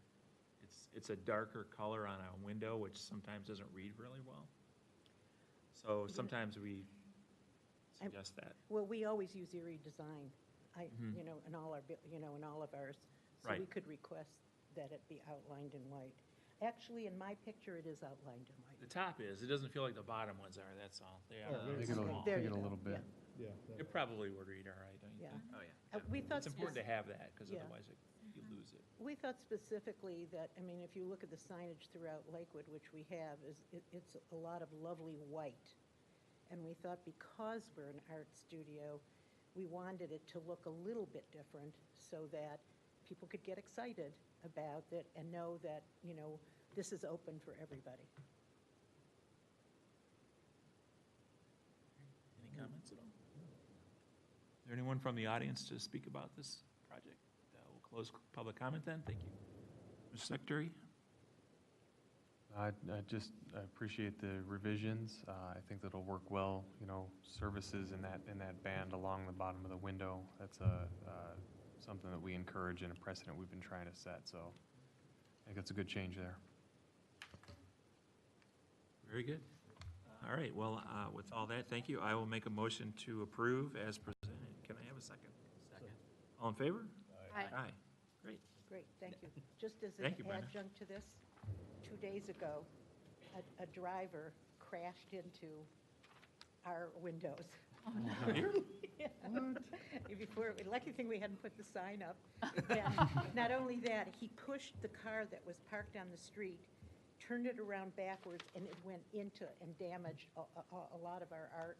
And Oh, my we God. closed wow. down Detroit Avenue. Oh, Lord. So we're in the process of putting the Not windows hear up that. Oh, my again. gosh. Anyway, thank you. Thank you. Good luck. The sign should be twice as big then and more visible. All right, was there a drawing along with this, Mike, that, or should we just, or Alex, could we? Not sure. I can take care of it if Okay, we're lacking. I'll do this just to do it. You like it. We all know what we talked about. Hey, Joanna, we all know what we talked about. All right, docket number 09102-18 for 1458 West 117th Street, the Roberts and Went Animal Hospital.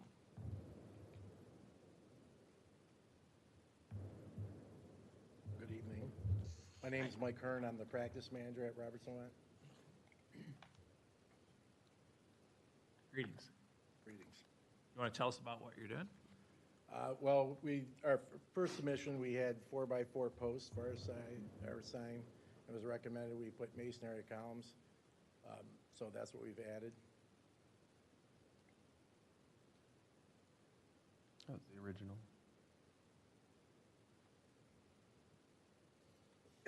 So this one's going in the same spot with the masonry. Correct. Is it the same height?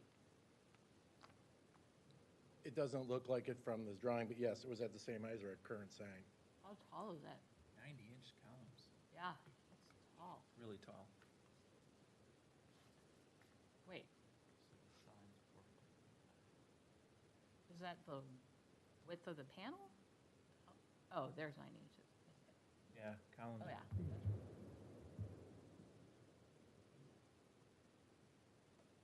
I wasn't here for this was last week, or last month that we talked about. This and the columns were suggested.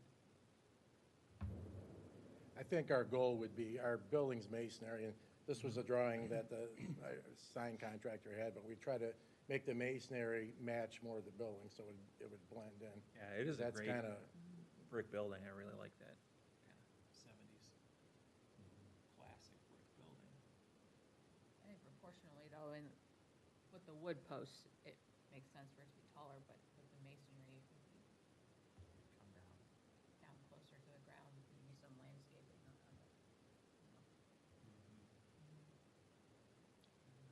Yeah, brought down. Yeah. If the panel's 48 and the column is 90, you'll end up in the top half of the column with a lot of space under it. I would pull that down a bit. Maybe, what would be standard there, like 2 feet of clearance under the sign? Throw a wrench. 42 inches. There's 42 inches worth of difference between the sign and the columns. Mhm. So we can definitely bring it down.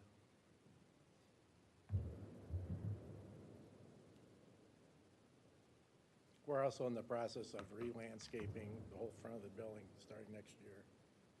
So this was part of what we'd incorporate into it. Yeah, I agree, it needs something under there. The picture doesn't do it justice, but we'd want to add some flowers or some annuals of some kind. This sits under those trees too, right? Correct.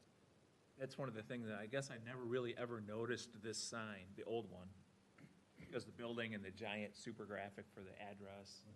And the sign's like really detached from it all. It's, If it's any help, I have a picture of our present sign. yeah, and relative to where it is to the building, like the building is way over here. Correct. Yeah. The building would sit south of where the sign's at. Yeah.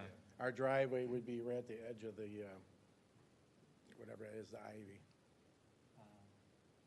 I don't know, it just seems like proportionally more of a monument sign. This is sort of like the church signs we've been doing, only on steroids. Like it's just Yeah. scaled way up and even with the brick posts, but. Did you think about doing just a brick base? So not the columns, but like transition all that masonry to a base? Have it even, I mean, shrink it a little bit, but that would have this sign land on something. You know what I mean? Personally speaking, I agree. I kind of got. That sounds good to me. I got this drawing today and I'm going, ooh, that looks not so good. I think it would be better if I would definitely add a base, which we'd probably, if I had more time to talk to the sign guy, we were dealing with another contractor that's going to do the masonry, but I think it would look, because part of what I was told from the last hearing was comparing other signs up and down West 117th. Sure. So we want to, we want to blend in. I notice a lot of the signs are lower, so I don't have a problem lowering it down and putting a base on it rather than the post. Mr. Chair, the only thing we were talking about before the meeting was how you'd wrap the corner, so it's a 6 mm Aluka bond or some sort of metal panel. So just how you turn the corners to get on both sides of the sign. Yeah. But you could almost build like a little cabinet for it to sit on top of that brick base.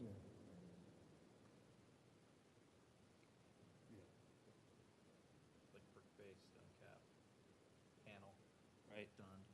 And your landscaping is gonna go up really nice up against that brick base then, as opposed to being up on stilts like this. I think you want to add white underneath the green band too. So it's not just ending in green. Okay. And there's some space between the words and the base, or maybe just make the green taller. I think that landing right above the base would be Green down to a brick, little weird, yeah. so some There's white the down below it. hospital right there, yeah. Well, those are a lot of free suggestions. I hope we can take them as intended, because I think it'll be a nicer product to have something that's a little more grounded. It is a ground sign. If you thought so too. You can. Yeah, I want you to get what you like. The sign that we have now is we want it, what's important to us is that we are an animal hospital.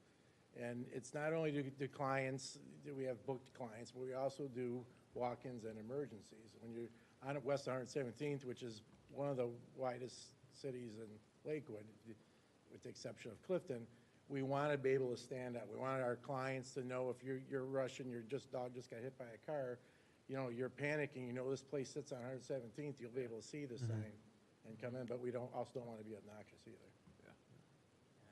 Not really talking about changing a lot about it. It's just kind of grounding it and bringing it down just a little bit. It'd still be super visible on 117th. I'm good with that. Okay. No, go ahead, Mr. Chair. I was just going to say, is there anyone from the audience to speak about this?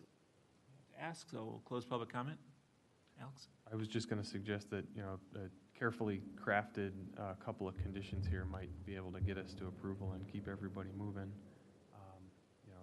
A masonry base, maximum height, and then, any other details you want to include, and we could review that final version. Okay, if you guys are open to that. Okay. Absolutely.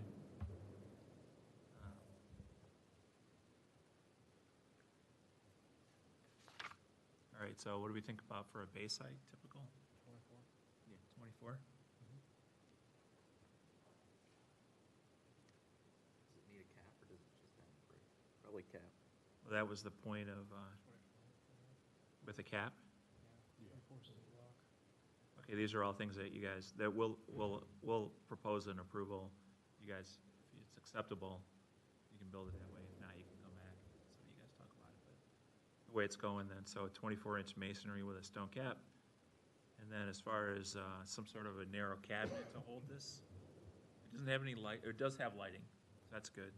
Would you guys keep that lighting? Okay.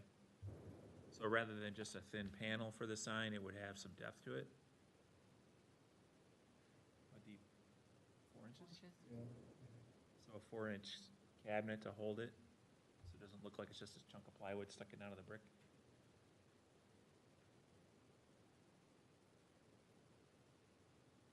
And then Amy's suggestion was to have underneath it, to have some white underneath it where it hits the base. So suggestion to make it stand up. Yeah. All right. What's the max height then of the sign? That's where I was going. What, it was 48 tall in the drawing? So 6 feet. So 72 inches to the top?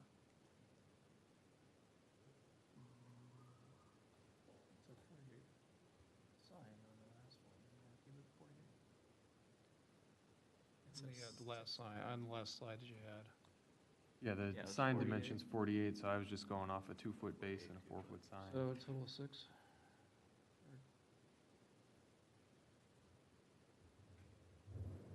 How high do we want it then, be overall? 78 inches. Oh, yeah, because we're adding a little weight, yeah. You're gonna add a little bit. So it's basically 1 me tall, Yes. 1 commissioner tall. Mike. One commissioner. Mike has to stand by it. Photo. Commissioner Tall. You'll be there for the final punch list to make sure it matches up. We don't usually get those jokes in old business. Okay. I'll make a motion to approve with the final dimensions. 24-inch high base with a 2-inch stone cap, or masonry cap, it could be as well.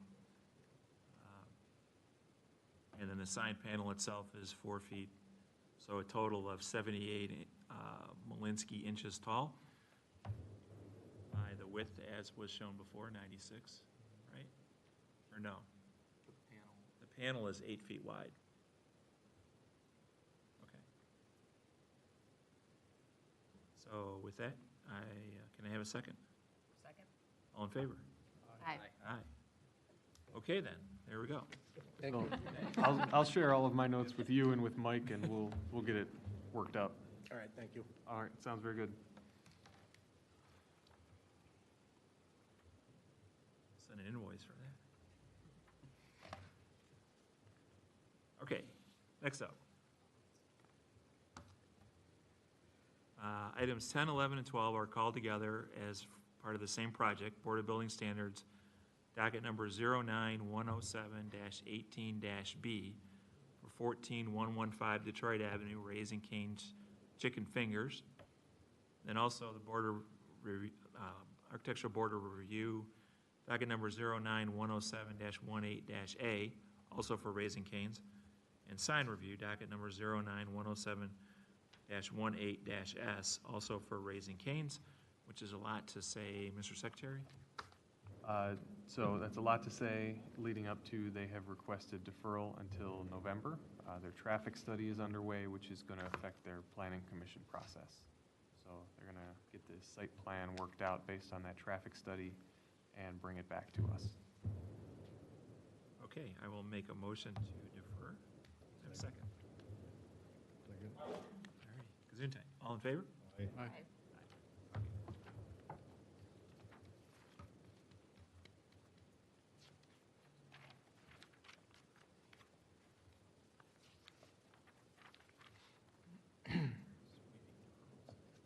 All right, new business, Board of Building Standards, docket number 10109-18, for 1564 Cordova Avenue.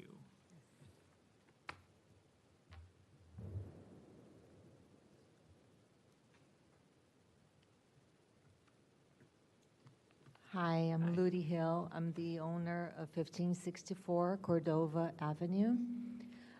We bought this house in January of this year, and the attic was used as a bedroom. But we were told that the stair clearance needed to be 6'8". I want to let you know we do have 7 feet high throughout the whole stairway, and we do have 11-foot ceilings, the whole attic. The attic is about 700 square feet. The lowest point of that beam, so you see the triangle, right? So the lowest point of that beam is about 5'8". The highest point is 7. It is 7'1", actually. So we were told to either fix it or get a variance.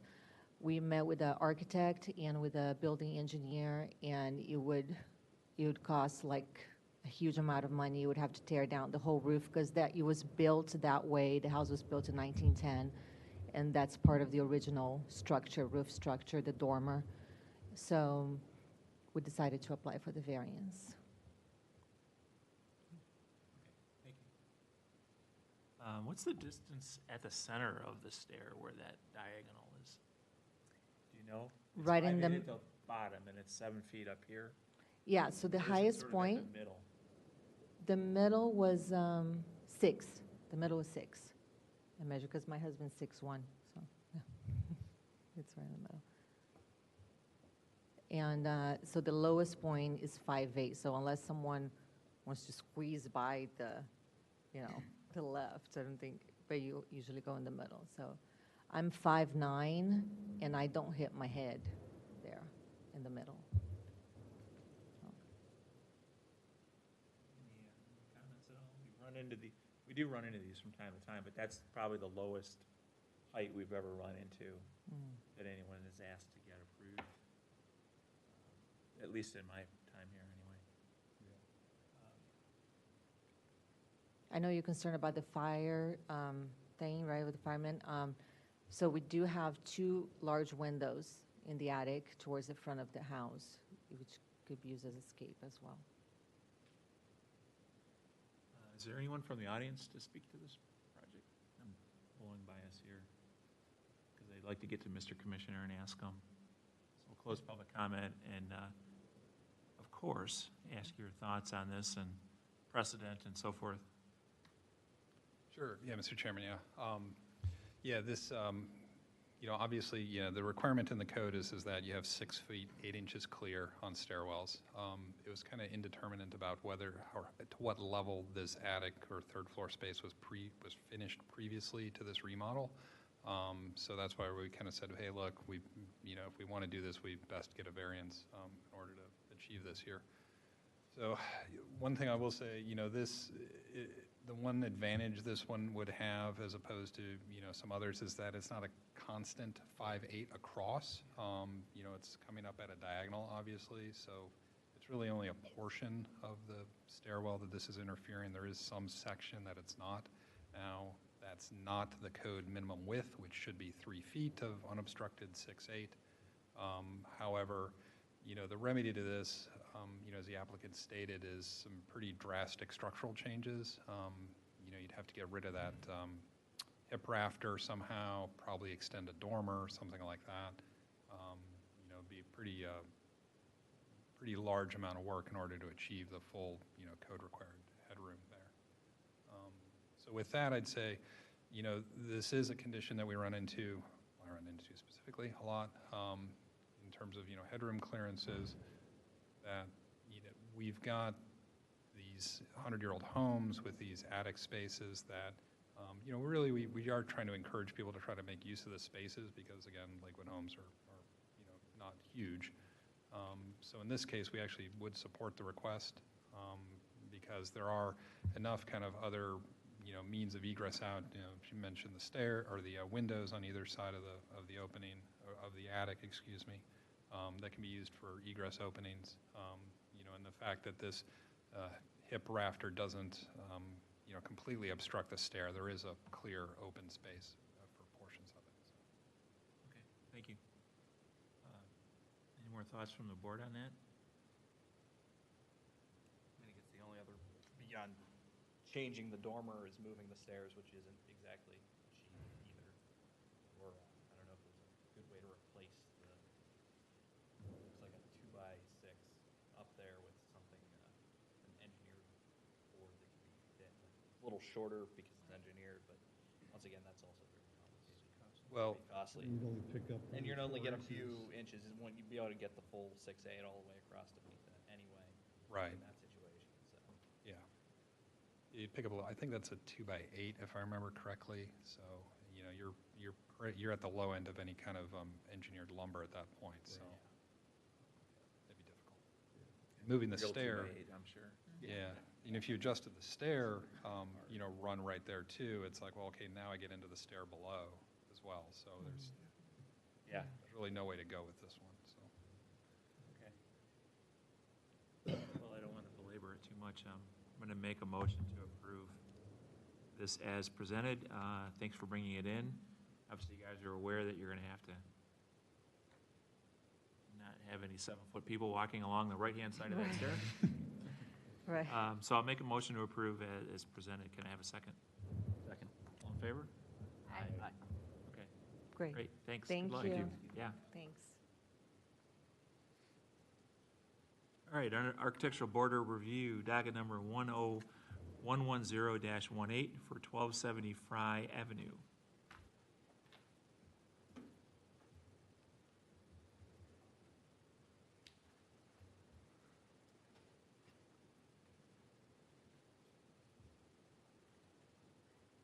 Oh, Marcus Meinhold, 1270 Fry Avenue.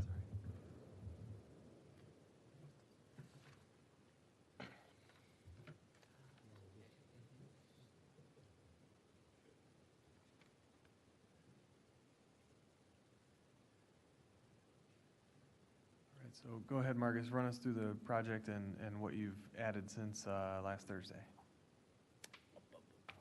Basically, what the homeowner wants to do is add lattice to the bottom of the porch and go with traditional handrail, 4 inches by 1.5 inches with 1.5 inch spindles or balusters.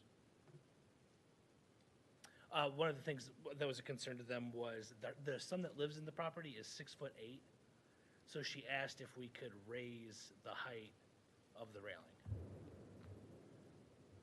to 42 inches.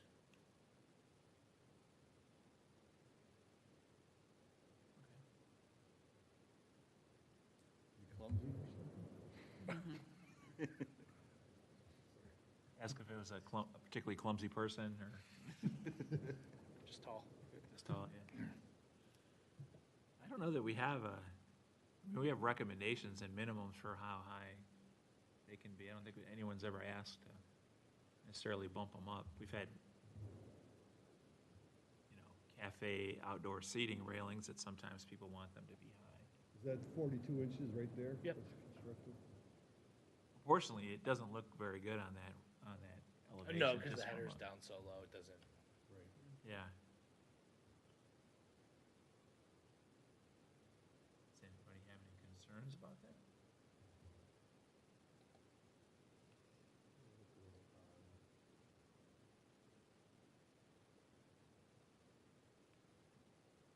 I guess my question would be, will He you, moves out, what if he's 6'8", but he could move out next week, and then you got a 42-inch high railing to accommodate someone who doesn't even live there, so I don't know.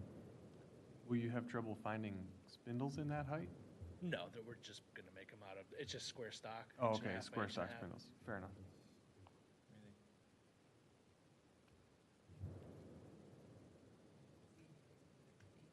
No, because he could move. I could see if it was closed in maybe, but since it is gonna be open It's with literally spindles. splitting that Yeah, it's like portion in splitting half. No, I don't want to approve 42. So 3 feet?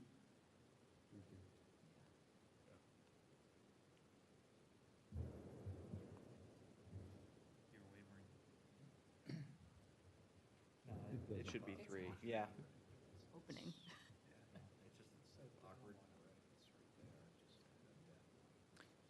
Yeah, Mr. Chairman, if I may jump in. Yeah, the 42, we have seen it done in a few homes around town. Second floors didn't come before the board before they were erected, so a whole other story there. But, with the header height, you do kind of spinch or squinch down that opening quite a bit. So, yeah, the 36 would be a lot more appropriate in this application, so. Yeah, from the top of that railing there to the header's 42 inches also. Yeah. Yeah, it So it definitely is looks like splitting it's it, just right? splitting it. Yeah. Okay, to ask if there's anyone to the audience to speak to this item. We'll close public comment then, thank you. Anything further from the city desk?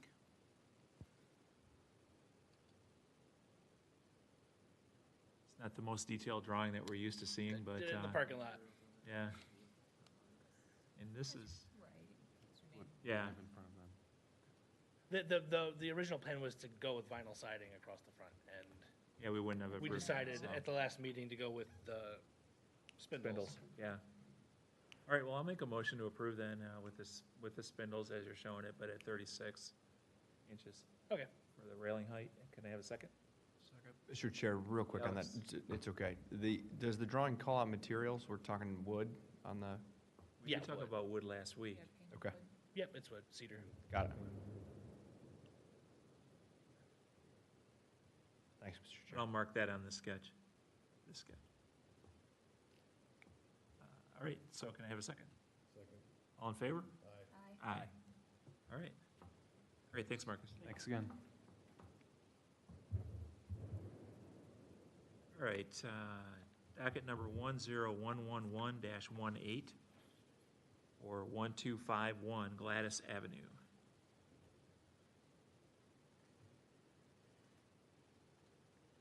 Good evening. Hello.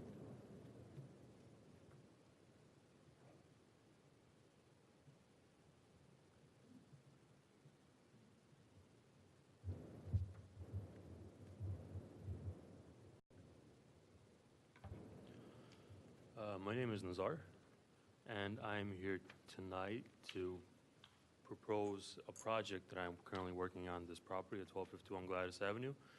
The project is intending to change the roof, the existing roof, and to erect a bigger gambrel style roof. I brought in two proposals today based on the inputs that I received on Thursday at the initial hearing. This is one type of dormer that could go with the roof, and for the other type, option B. Also, based on the initial inputs, I added the heights and the widths. Also, the height from the ground level all the way up to the chimney is going to be 34 feet, and the roof is going to peak out at 32 feet.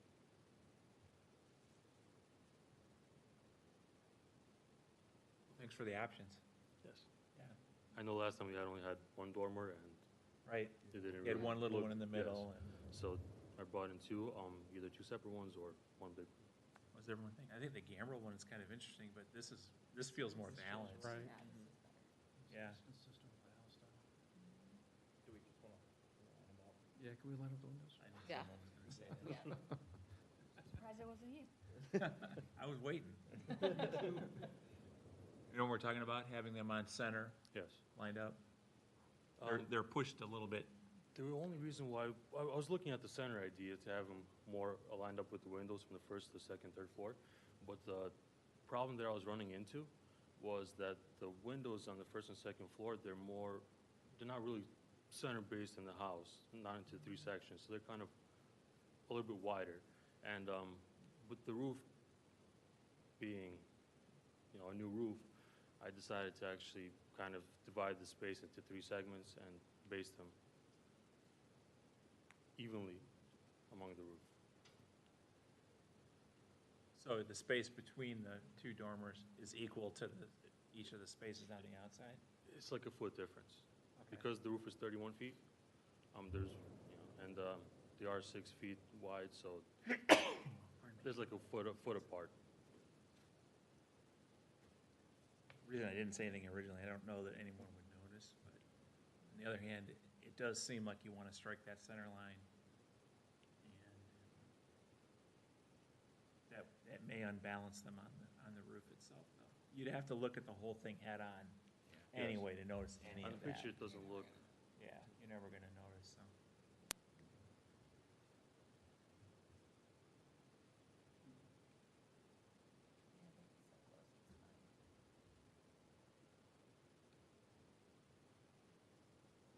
So the same thing on the back of the house? One dormer. In the middle? Yes, it's going to be in the middle because of the staircase. Yes, and the room that is there right now, you basically can't get up to the attic at all.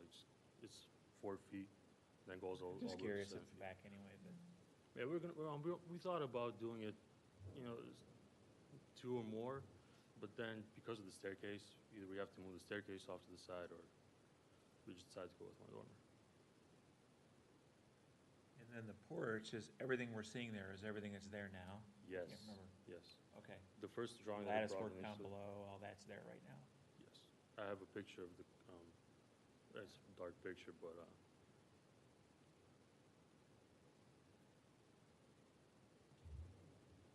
We don't see that mixed column scenario very often.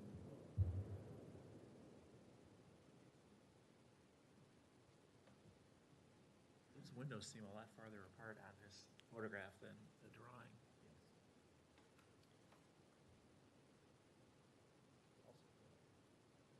that's the other reason why I didn't want to put them exactly on top of the windows, just because it might look a little bit offset.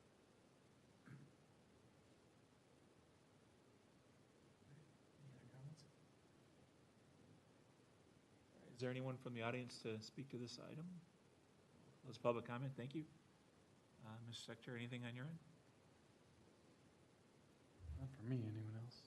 No, I just, you know, seeing the photos versus the drawing kind of really makes the case for having those windows a little closer together Yeah, than, right. than the second floor windows here, so. Just one other note that I would make, given that we're changing the framing, I suppose this will have to come back through your office, Mike, Yeah, plan-wise? yeah, I don't know if the plan's been submitted or, We submitted the plans, but we had no idea about the architectural board, and now we're going to have to revise them, resubmit them, of course, with the engineer and all. Sure. So, yeah, there's going to be new plans coming in. okay, great. Thanks.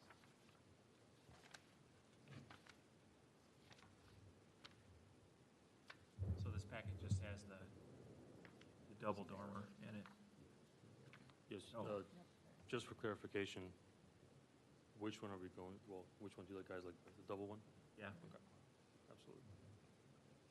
Okay, well, thank you for all that attention to this, we appreciate it. I think My question, thank you guys. it's a win-win. I'd like to make a motion to approve as presented. Second. All in favor? Aye. Aye. Great, thanks so much. Thank you. All right, next up, docket number 10112-18, 1503 Mars Avenue.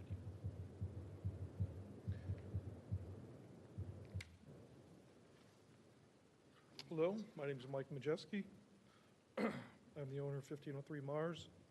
And essentially what I'd like to do is replace the existing railing with a railing that is solid, cedar shake shingle, similar to what's on the second floor, at the appropriate building code height, which is 36 inches, which you have to do if you're taking the old railings off, which I've already had to take the old railings off and replace them because they're just deteriorated condition.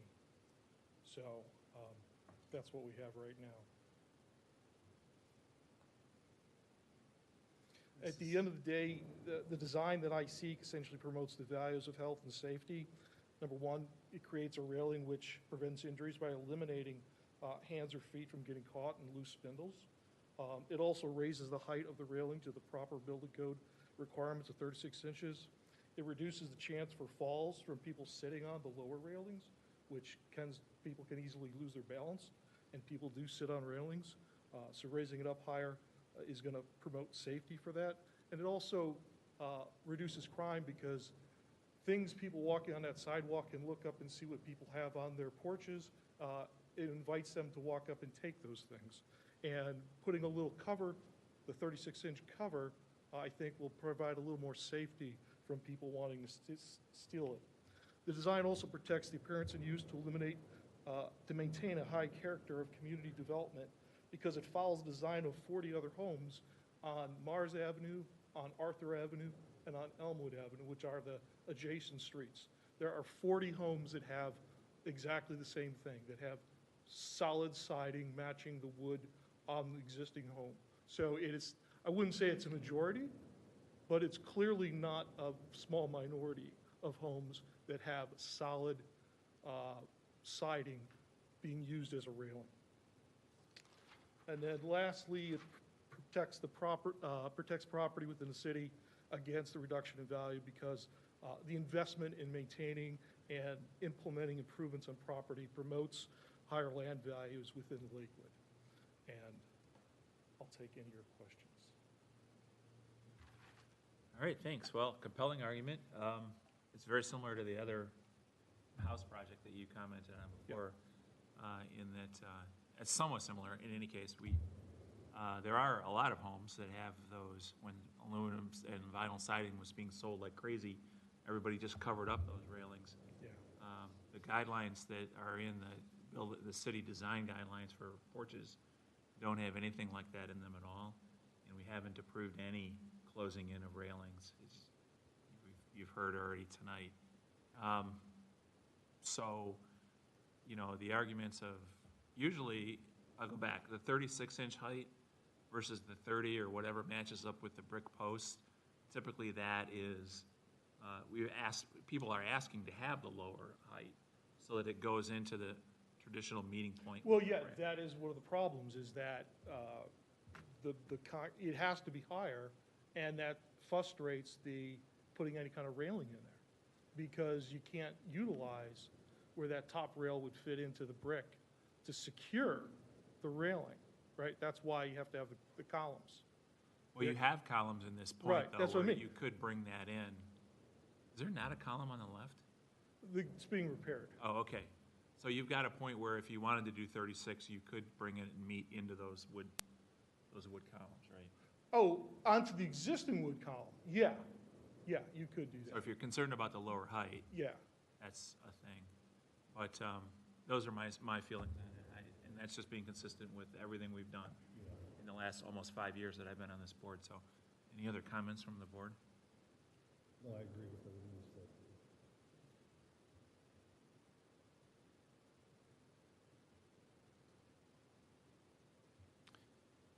No other ones? Yeah. Is there anyone from the audience to speak to this? Ask. So thank you. Close public comment. Anyone from the city desk? Mr. Commissioner, Mr. Secretary? Yeah, sorry, I was just Google flying down Mars Avenue a little bit, so I did see some of the, homes that, had the siding. Those are probably a 27-inch high rail, they're a low rail, that are solid, and those are, flat siding. So, 36-inch high solid rails, a little more than, what we'd like to see, just Would it be all right based if on it the was historic. lower? If it's lower, I don't know, I mean, I'd have to See, see it. Well, and I guess, so, hang on, let me finish too. I guess, and then my other question is what's going on with the posts in the middle, both on the side and in the front here? Are those to remain, or are you taking, or what's going on? No, those with are all going to remain, and the other one will be put back once I fix it. No, I mean, but the wood, the new wood. Vertical I'm wood. saying. Oh, so what I was going to do is just wrap those, and trim those out. Yeah, that's, That's what my thought was. yeah, No, I it's don't not think temporary. that's, yeah, and again, that's not something that really kind of fits into the look of, a home like Lakewood, this. okay. Yeah. If it didn't have those columns, and it was just 36 inches going across, It needs to have a spindle railing of some kind there and not closed in, not solid. so when you say spindle, what if it had, like 4-inch cedar planks coming down? Usually 3/4-inch thick cedar planks coming down with gaps to look like. Basically the same thing as a wall. Well, no, because it would have the 4 inches between them, right? So you'd have a 4-inch piece of wood, a 4-inch opening, a 4-inch piece of wood. You know what I mean? I've seen that kind of thing But on older homes that have been around a long time. in a retrofit scenario. Because I'm But they're really not against usually- spindles. I don't like them. They cause problems, they break, they get pushed out.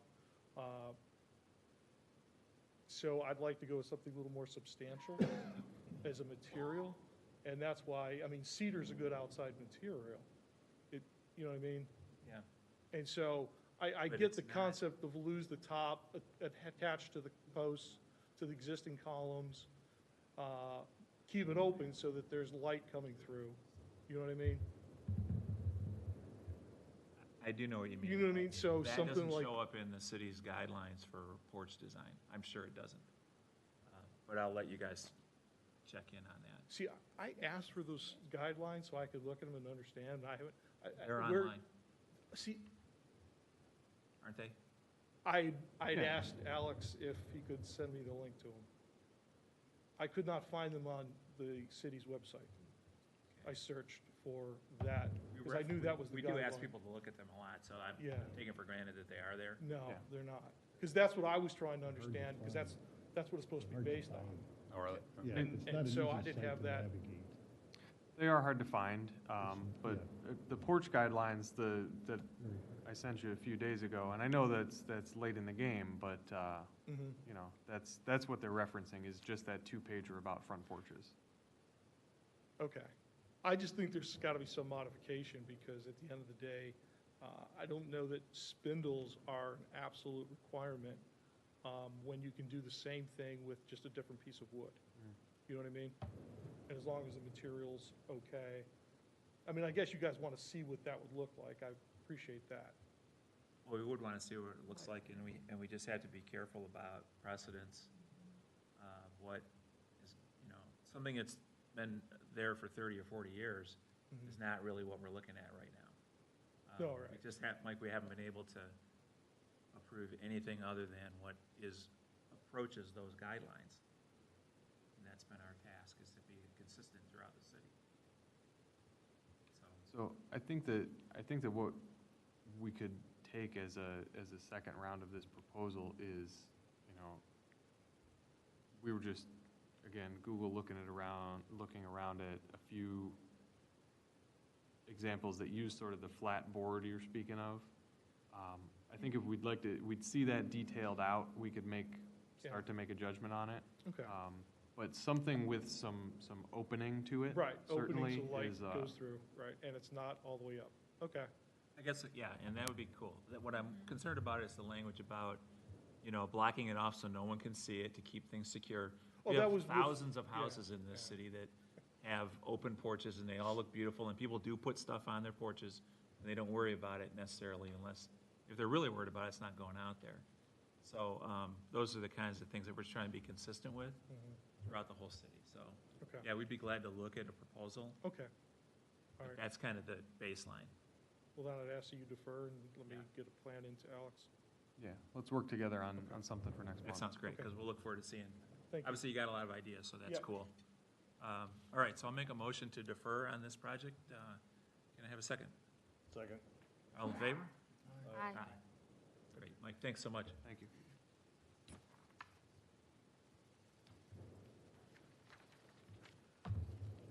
Alrighty, docket number 10113-18 for 1250 St. Charles Avenue. Hey guys, I'm Andy with Ace Design. We are proposing to do an addition over the existing addition in the rear of the home. The front of the home, I'm just rebuilding the front porch it just gets a better feel, open rail, just more open. The porch right now has a pretty significant slope on it towards the front of the home, and plus that solid wall that we all love. So I'm going to take that out. I'm going to try to keep the center column where it is and move the stairwell to the left to make it more inviting. I'm also going to add a side light to the front door and change the front door to be a more craftsman door than the 1970s, 60s wood door that's on there right now, just to modernize this whole house. The dormers that you're seeing up top, the one on the right actually exists, and that's a bathroom. The one on the left is a little bit further to the back. Where this addition's going off the back, I'm closing off an egress window, so I need to add another one.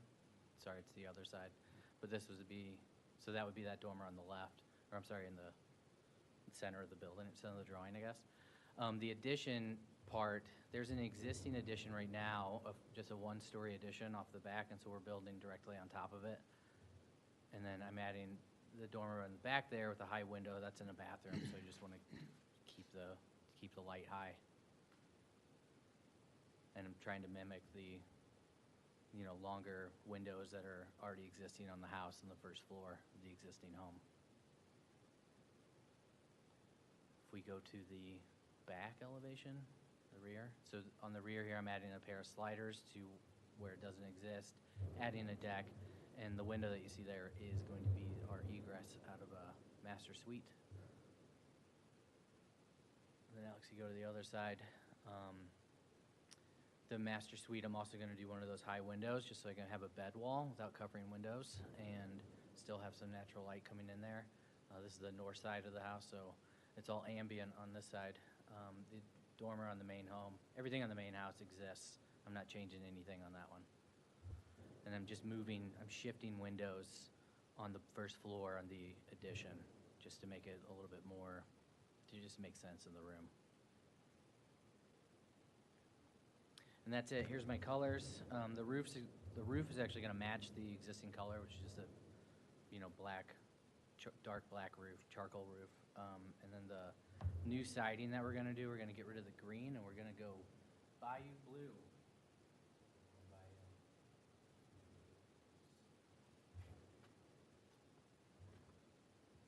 We think it's close to this one, and then we're just, it's just like this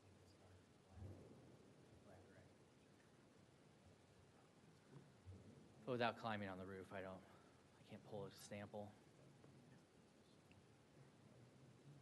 It's a sharp blue.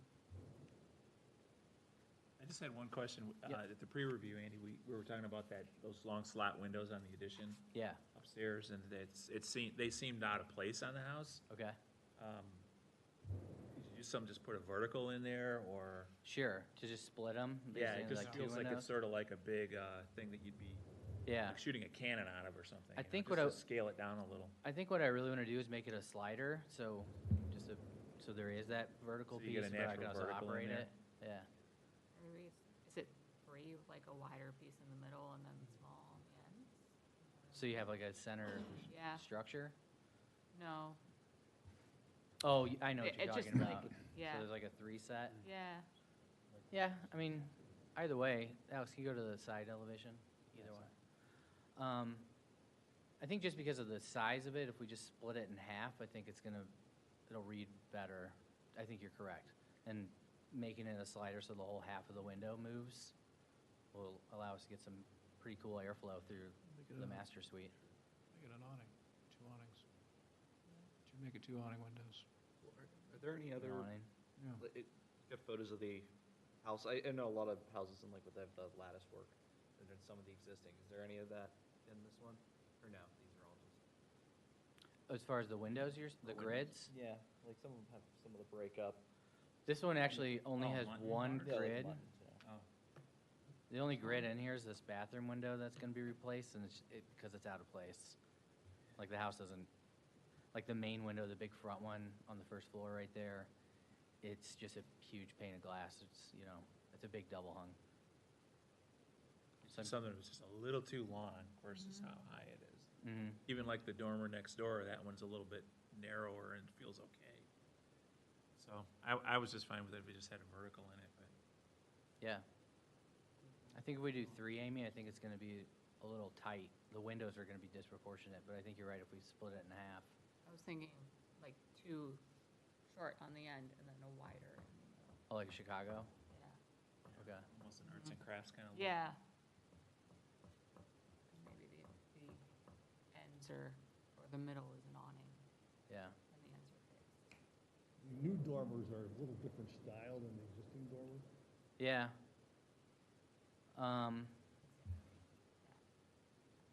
It's really about ease of construction on that, just because of, like, even in the old dormer, it's just this band of the band is out of place to me, and what I'm trying to do is match the front and back elevation with the new dormers. I feel like the existing dormer, like I feel like it changed from the original home. I don't feel like the original home had this big triangle. I don't know, though. I mean, it's 100 years ago. What was that? Discontinuous. Yeah. You're Yeah, I'm trying to just trying to, that gable. yeah. And they're at different heights, they don't align, like the eave of the dormers are different heights. That one's lower than this one, isn't it? Or am I just looking at it?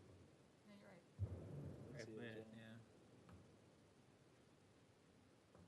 I Oh, like it on the other side, too. I thought.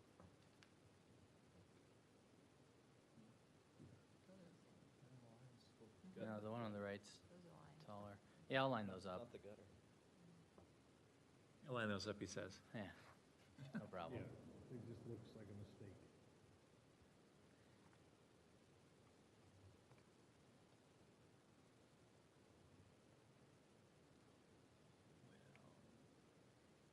You're okay if we split that window in half? We just don't have any other ones like that. He doesn't have any other ones like that in the building. How many split in half that way, period. Yeah. It'd be, I guess, if I took one of Yeah. the other two rectangle windows and basically put them side by side. It doesn't really matter. That's just what I would want in my house. I would like that. I was doing A this. big awning window, yeah. All right, is there anyone from the audience to speak about this addition? Close public comment, thank you. Mr. Commissioner, Mr. Secretary, anything on your end? No real comments. I mean, no, it's, it'd be good to have the addition on the back of the house, and, yeah, I mean, some of the comments about the window proportioning are good, so. Yeah, we definitely appreciate you guys being critical about the windows. That's something that can often get away, and we appreciate your input there. All right, I don't have the package over here. Oh, I'm sorry, did those? Okay. I just wanted to see if it like called out the blue, that kind of thing, or should we just? It didn't call, I didn't No, call it the color. that's the first We time actually- we've got colors, so. Oh, okay. We picked that out yesterday. Can we keep this? Sure, I can go to Lowe's and get another one. Yeah. You know where they are? Shingles were there.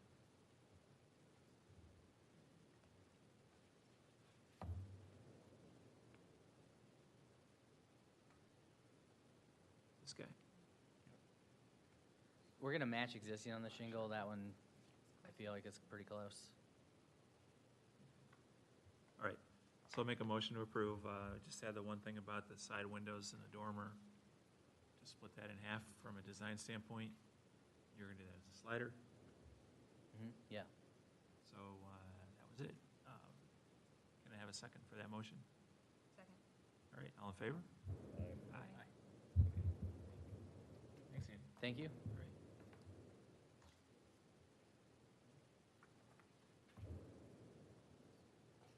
All right, docket number 10114-18 for 11730 Detroit Avenue, North Coast College.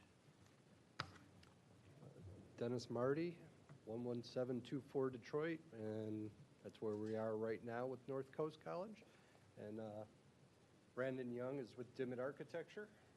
Do want to say thank you for the time and effort you guys are putting into this, help us get this project and the support from the city.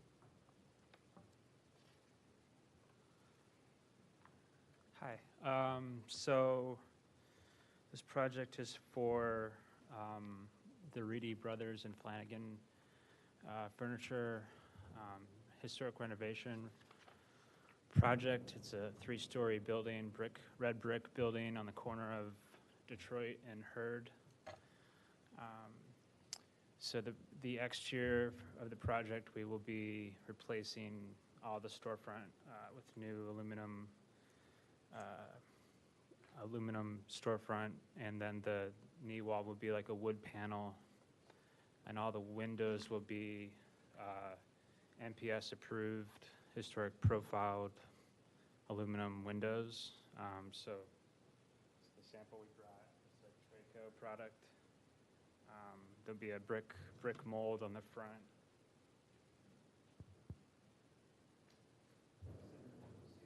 Historic jobs in Cleveland and Lakewood. There'll be a brick mold kind of casing on the front with like a more decorative molding profile and aluminum to match the window.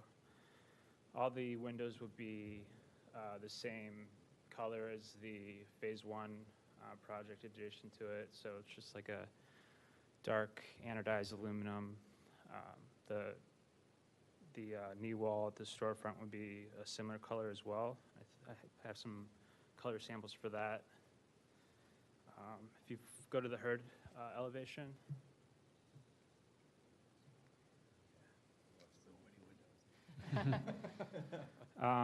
Yeah, so all the masonry will be cleaned and restored. The coping will be removed, and the roof membrane will wrap underneath the coping, and they'll be reset and recaulked. And same with the chimney caps and any miscellaneous tuck pointing and cleaning that's required by NPS. The second, or the two-story shipping wing that we're calling it the shipping wing, will be clad in cement board siding. The dimension will match the original wood siding. And one thing to note about the lap siding is that when we currently, if you're familiar with the building, it's clad in vinyl that was added in the 90s over a lot of the existing openings.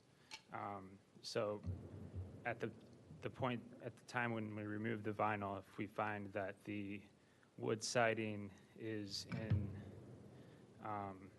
able to be repaired and stripped, then we would have to keep it, and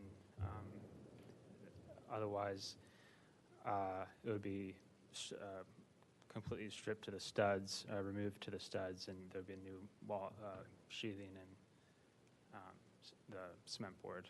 So that's the intent at the moment. Two new dock doors. One is non-operable. Adjacent to will be a new teaching kitchen. It's the smaller dock door with 3 rows of glass lights to allow some natural light into the kitchen.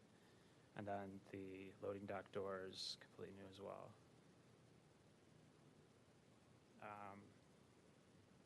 If you keep going through the elevations, the back elevation, similar approach.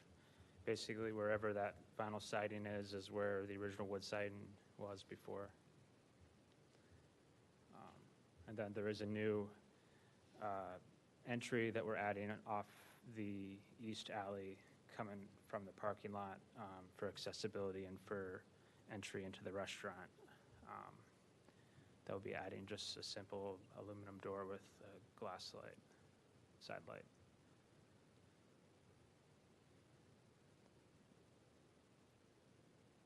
Will the small windows have the mutton bars in it like this? No, there'll be no muttons. Okay. Just be similar to the building adjacent. Which actually, we are Yeah, I wouldn't say in the the big ones process of necessarily. removing those. It's pretty clean.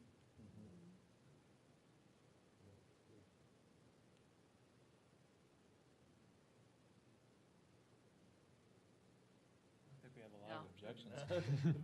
Love it. Yeah. I have none. No, that dark charcoal color is just awesome too. Real life, the one you have. So,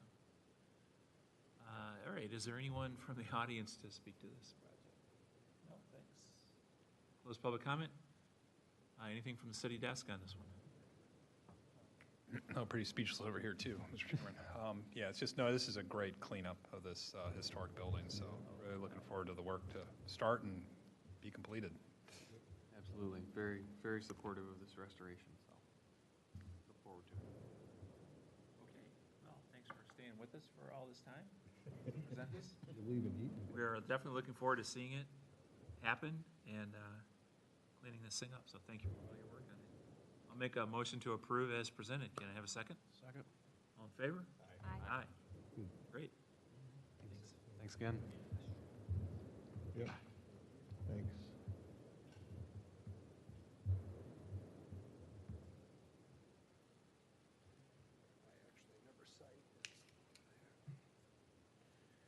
Need a longer right. sheet, people.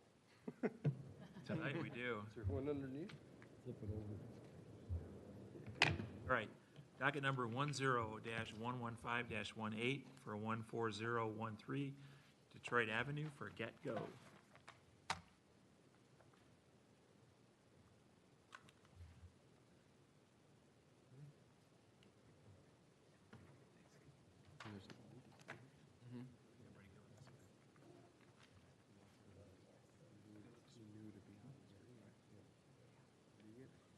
Good evening, everyone.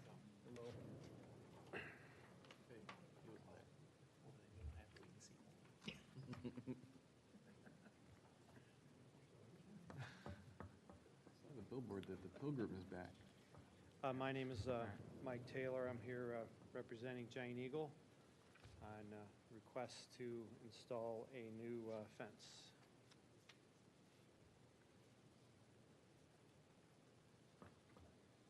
And this fence will do what, match? Match On the back? existing, yes. Very simple. And the location will be, It follows that service sidewalk that was in that, basically from the masonry enclosure you see on the right, past the second door, right there, yes. At what height? 6 feet. There was a question asked last week about the height of the masonry. I believe you asked it. It's 5'10" to the bottom of the limestone cap. 6'2" to the top will be at 6 foot. It'll look nice. It'd be a nice, clean look to provide a screening Yep. for that side of the building.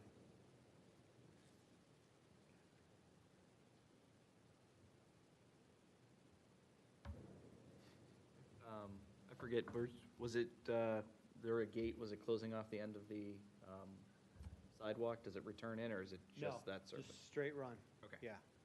Yeah, there's a, right where we're stopping at, right next to that is the grease interceptor, which we can't get too close to that. Mhm. So there's no point in returning anything. Yeah. anyone from the audience to speak to this project? Hearing none, thank you. We'll close public comment. Mr. Secretary, everybody good?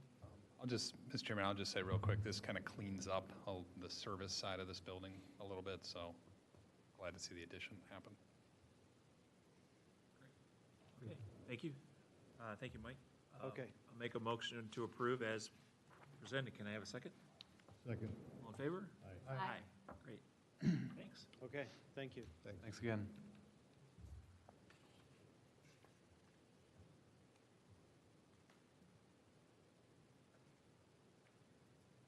All right, next up, docket number 10116-18 for 12075 Lake Avenue, J Set Limited.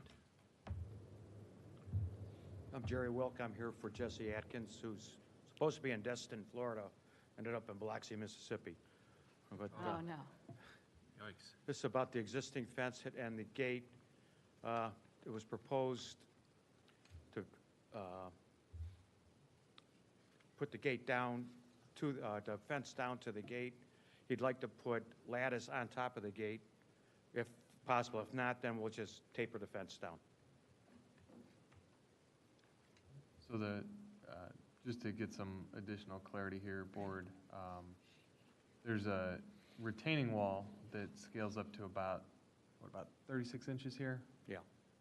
So the 6-foot gate that would become the dumpster enclosure would cover this 9-foot corner, and a 6-foot board-on-board fence is then proposed along the back. So how to meet those two elevations, I think, was our only remaining question.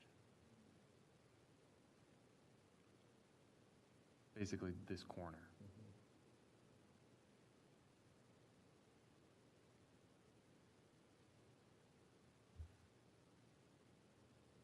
So this 6-foot-high fence along this edge is sitting on top of that retaining wall? That's right. Like literally bolted to the top of it? I didn't hear you. Would that fence be bolted to the top of it? Or I believe so, yes. That doesn't sound super stable.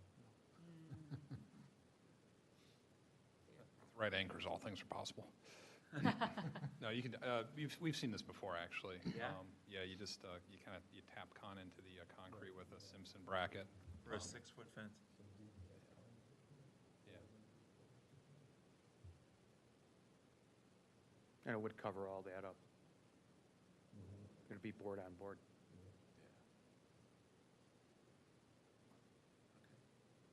So then you're proposing lattice work where, in that, like 3 feet, right? I mean, I'm not clear Higher? what this fence would look like, Yeah, honestly. would it, yeah.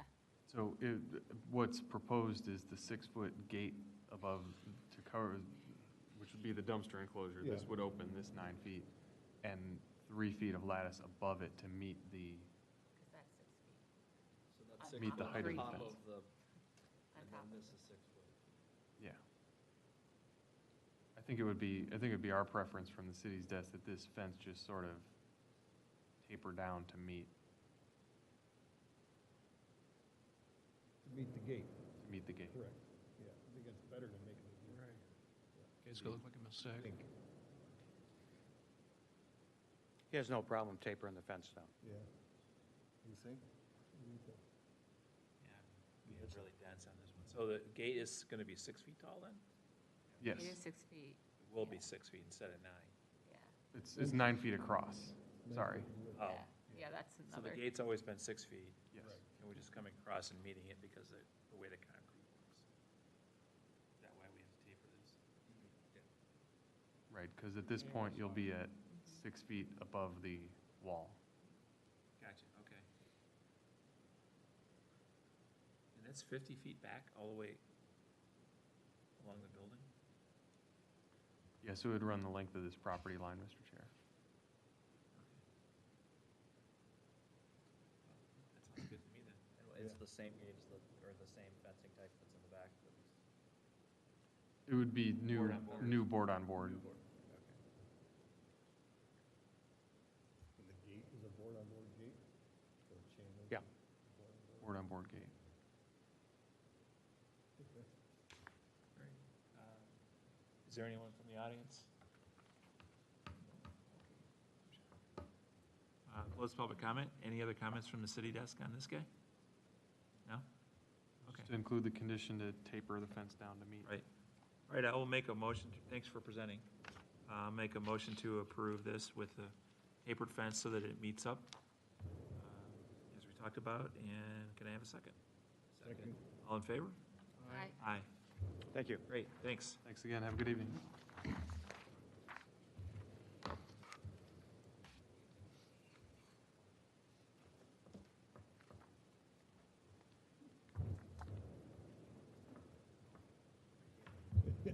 Thanks for being patient.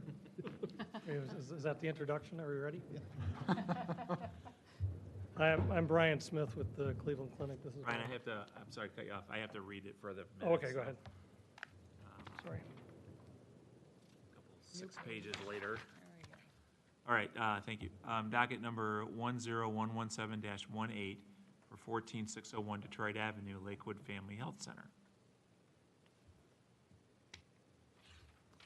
Good evening, I'm Brian Smith with the Cleveland Clinic. I'm joined tonight by Bob Kunzen of Brilliant Electric Sign, and this is for the new Cleveland Clinic Emergency Department and outpatient building right up the road.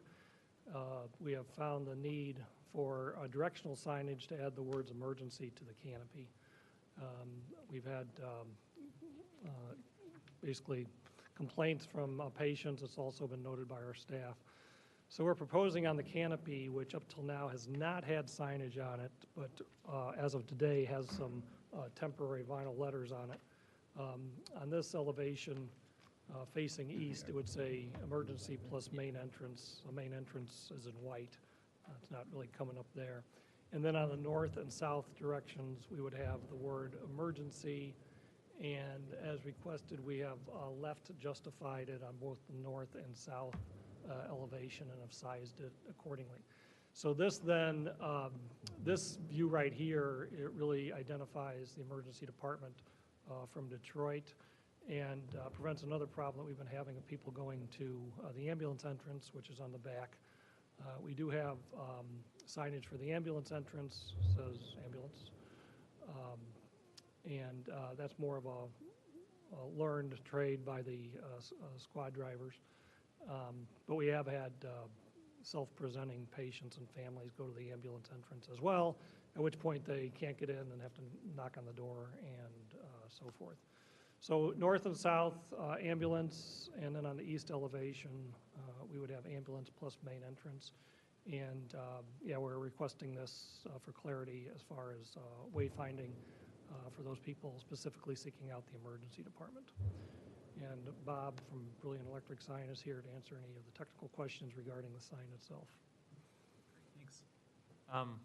That is shown on the canopy here, but on the drawing elevation, it was shown over the entrance.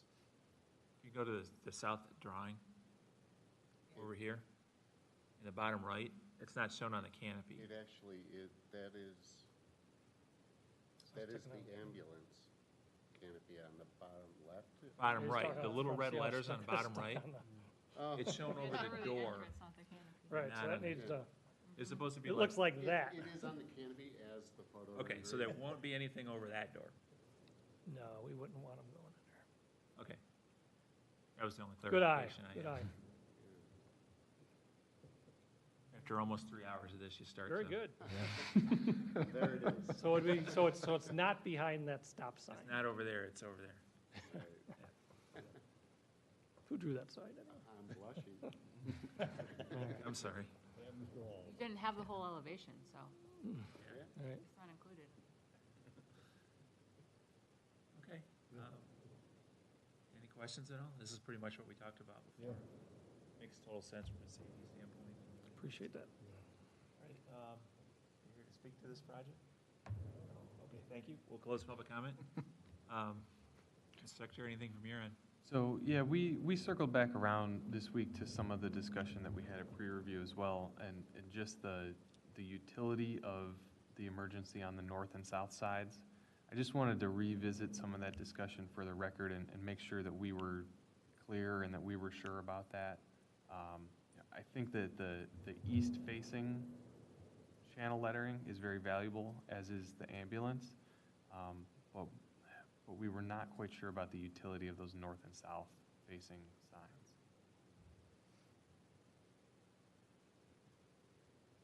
I think the north and south-facing signs are valid. I think they need to be there, because more often than not, if you're coming from the east, you're gonna be looking at the north side of the building.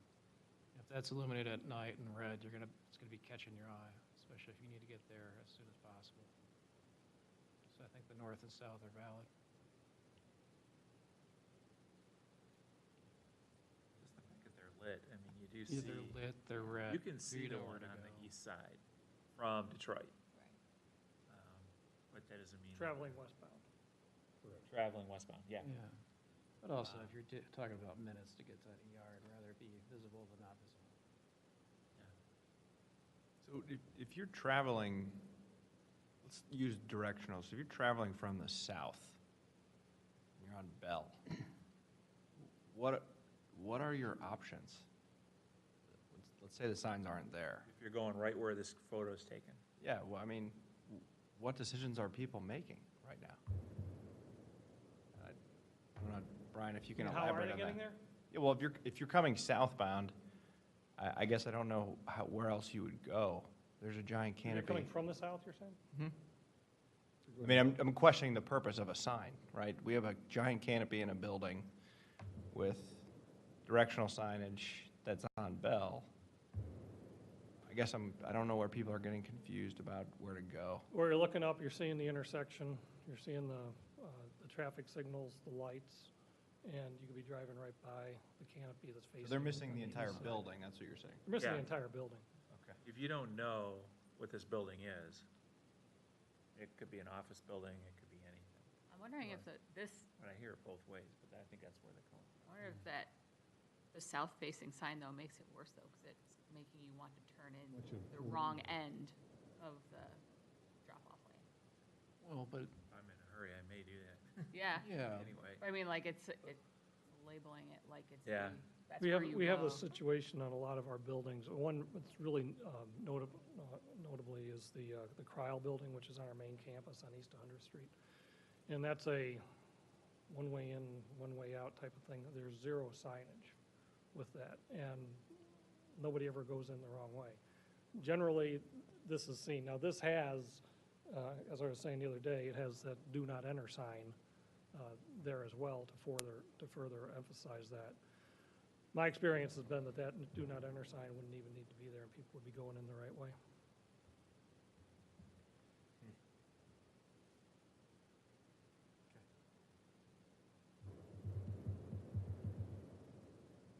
Well, I tend to agree that they do work there.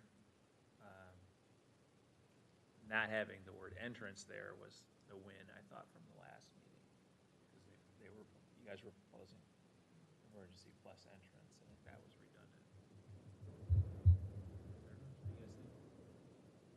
I think it's good. I think you want to have, especially with the word emergency, that kind of is a beacon.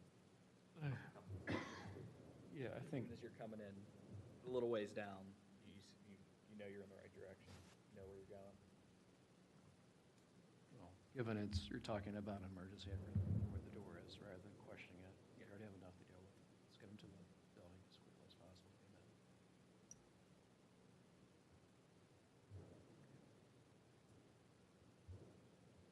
Any other comments? All right, well, thank you for the input on that, guys. I'm of mind to make a proposal or a motion to approve it as shown. Can I have a second? Second. All in favor? Aye. Aye. 5. Thanks, guys. Great, thank you very much. Good. Nice evening. Sorry to make you wait so long. Oh, yeah, thank you. All right, speaking of waiting so long. Oh, okay, great. Docket number 10118-18 for 15322 Detroit Avenue for Verizon. That's not us. Not Verizon, okay. So, I'm guessing this is what happened. Verizon needs a denial in order to make a change pitch to corporate. So we should vote to deny the proposal, and they will bring you another rear sign. Gladly. All right, so I'll make a motion to, So, Mr. Chair, let me add a little bit of I'll that. make a So, motion to listen to Bryce for a moment. On the record, let's state the reasons we're making the denial. I know you guys talked about this at pre-meeting, but let's have that dialogue on the record tonight, and then Alex can deliver the full deliverable back to the client, or back to Verizon. Look at the rear sign and make our comments on it. Well, if it's all the same at this point, it's just for the record. Let's get this gentleman out of the way, and we can get Verizon on the record. Does that work for everyone? You want to skip the Verizon one for a minute? Yeah, let's move Okay, Verizon that's fine. down. We'll tackle Lake Point, and we'll go back and clean All up right, the business. we'll put that one on hold. We'll go to docket number 10119-18 for 15800 Detroit Avenue, Lake Point Medical Group. Okay. I'm George Curry. I'm the owner of Lake Point Medical Group, and I'm on behalf of the group here, just for the sign approval.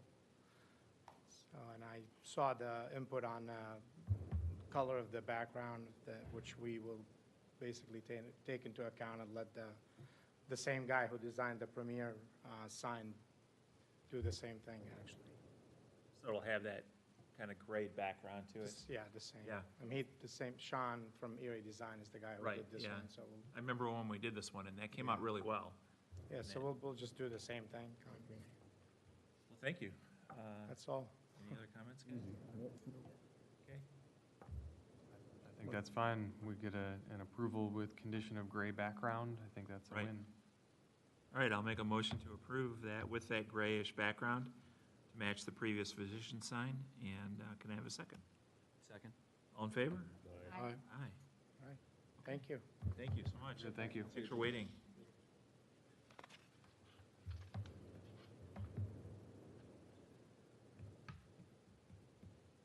All right, so we'll go back to docket number 10118-18 for 15322 Detroit Avenue for Verizon.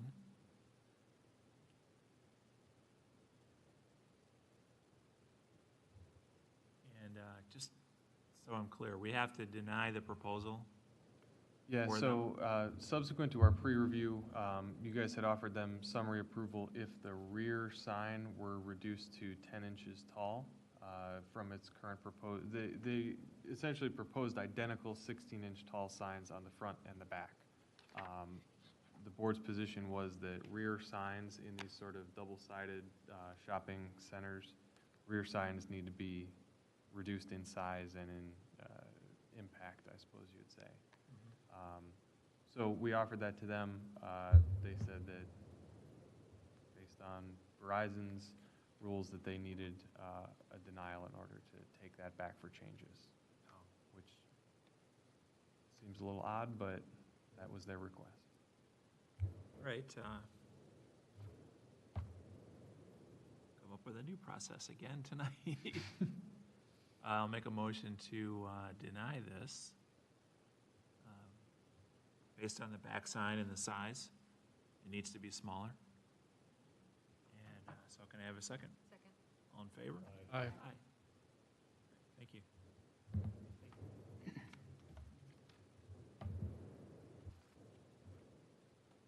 All right, under communication, docket number 10120-18, communication from Planning and Development, proposed Plank Road Tavern mural. All right, Mr. Chair, so this is a proposal, or not a proposal, a communication similar to what we brought forward last month with the blades of grass for a mural on, it's on the wall of AutoZone, but it serves sort of the Plank Road Tavern patio area. So this CMU wall at present time would get this treatment. This is a painted mural.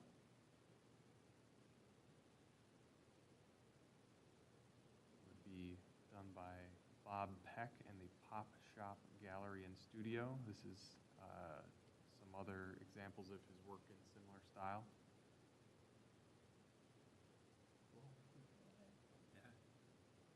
I like it even better now than the kind of photographic thing with the cars. The copy and paste. Yeah, this is much better. Okay, very good. Thanks for bringing it in. Anything I missed from there? No, I was worried about the mixed media. How does this, is this something that, just from a process standpoint, that AutoZone asked for, or Plank Road asked for, or somebody said, that's a great spot for something, let's make a proposal? So I believe that both of the properties are owned by the same underlying owner. Do you know any more of the backstory, Bryce? Yeah, Plank Road is driving most of this. So they saw the city's rebate program, and we heard from them almost right away.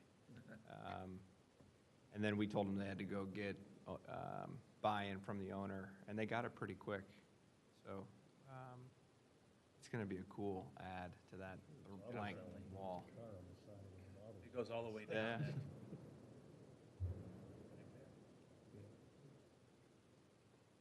Great, okay. Thank you. So we'll just need you to receive and file. Do we motion to do that? You just need to say, receive and file the communication. Oh, okay. Thank you. Receive and file this communication. Thanks. Mr. Chair, on these, and you'll start to, it's likely you're going to start to see these on a more regular basis. We felt it was important to have a public forum on these projects. I venture to guess that there won't be a lot of people here for these, but if there ever were, then you guys are helping us to have that public forum discussion about these. Could have had that with smoking time at one point or another. As a mural. Look what's happening. These are great. We asked for. All right, then, all right. Docket number 10121-18, communication from Michelle, proposed lighting ordinance between commercial and residential properties. All right, good evening, guys. I know you've been here a long time, so I've worked hard to keep this a brief presentation for you. As you know, I work in the planning department with these gentlemen. My name's Michelle Nocta, and this issue, the proposed lighting ordinance that's in front of us now, the issue was brought to us by Councilman Bullock. He'd received some complaints between commercial properties and mostly residential properties that would abut them. There it is. So I've got a graphic here that shows what we're talking about, which is light trespass. So that's when light that is intended to be used to light a horizontal surface or an architectural feature on a building spills over, or the glare spills over property boundaries. So when Councilman Bullock brought this to our attention, what we realized is we really don't have any ordinance currently that addresses this. ABR and the building department review construction documents and lighting design plans for any new construction project or any major renovation project. And we feel like we're handling those really well. We feel like we're handling, you guys have taken care of the sign lighting really well, so we don't have any issue with that. This is just those cases where somebody adds a light later and you're getting this light trespass situation. So when we realized that we didn't have anything that addresses that, we looked out and we found that there's some really great ordinance out there. Dark Skies Initiative has all sorts of model ordinance and really helpful educational materials. The Pennsylvania Lighting Council, and then the American Planning Association all have a lot of really great resources, and it puts us in alignment with what other communities across the nation and across the world are doing. So we've relied really heavily on what they've provided. And our goals here are to protect neighbors from light trespass and glare. We also want to protect these designs that you've spent so long approving and that property owners have spent a lot of time working on. We really want to make sure that those lighting installations aren't being trespassed on. And we also want to protect drivers and pedestrians and make sure that our streets are safe from that glare and trespass. So this ordinance is going to be placed in Chapter 13. That's the property maintenance chapter in our code. So that'll be enforced by property maintenance inspectors. All the current installations will be grandfathered in, so everyone will be assumed to be in compliance when the ordinance goes into effect. And then complaints will be dealt with as they come in on a case-by-case basis. So someone will go out and take a look.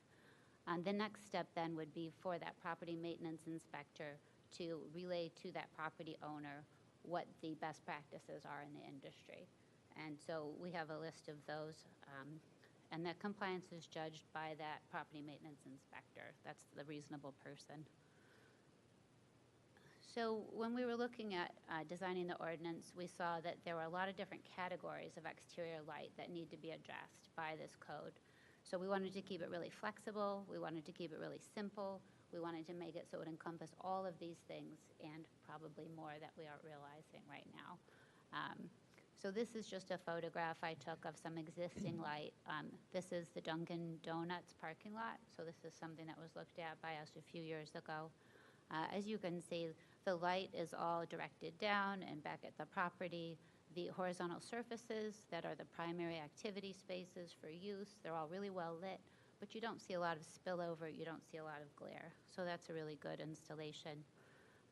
Brown and Pleasant, so here you can see where they've lit the signs, they've lit that pedestrian walkway, there's not a lot of spillover. Sweet Designs, there's a little bit of architectural lighting there, their sign is lit, their pedestrian walkway is lit, but once again, there's not a lot of spillover. And then when you see like that little holiday lighting, that's something that's not going to be addressed by this unless it's something that comes in as a complaint because somebody's shining something so bright, but otherwise it won't be addressed by this part of the code. This is a really heavy night use when you have a gas station, so these areas are really well lit. This particular one, they've done a really great job because all the lights are fully cut off and shielded. There's a lot of light in the activity area, not a lot of spillover. The Social Security Administration building, so they've lit their signs, they've lit the building. There's really no use there at night, but they've done a pretty good job keeping those lights where they're supposed to be. Here's the Wingstar facility on Detroit. This is one where there was a problem, and you can see the issue is those really tall lights at the front of the property, so they're just blasting light out. What you don't see in this picture is there's a second row of lights closer to the residential properties, and in this case, the solution was for them to just shut off that second row of lights. And so we haven't had the complaint since then. And this is the Barry Buick site, so you can see right here where these lights are directed out and away from the property. And the solution here will be just to point those lights down or back at the property. And this just goes over the enforcement again and educating property owners on those best practices. And these are, the 5 best practices that are outlined in the ordinance. So the first one is just pick a light that's the lowest intensity for the use. Make sure you have full shields, full cutoffs that prevent and reduce glare. Place those light poles so that you're angling the lamps and the glare away from your neighbors and back at your property and your building. Restrict the height of those poles so you're not spilling a lot of light onto adjacent properties. And in cases where the poles are going to be really tall, and that's like for sports activity, at the high school or different schools, you have a really high intensity light, it's on a really high pole. Curfews are really the best solution there, and restricting by the use of the curfew. And this is just a graphic that shows where the useful light is, and that's on the activity surface. And then you can see the different variations of the spillover.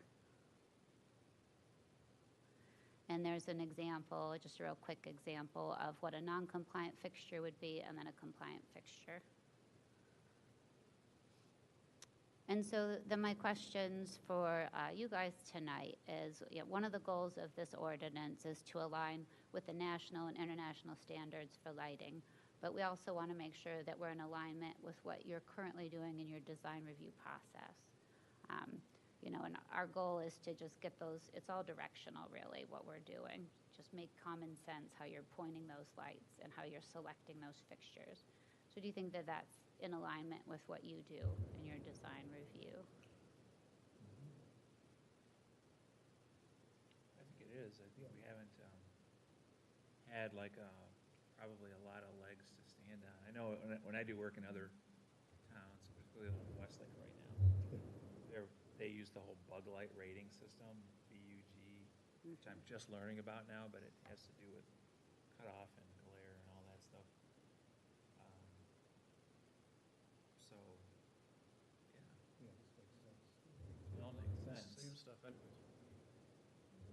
We have to do a site analysis for like, making sure it doesn't trespass something. Yeah.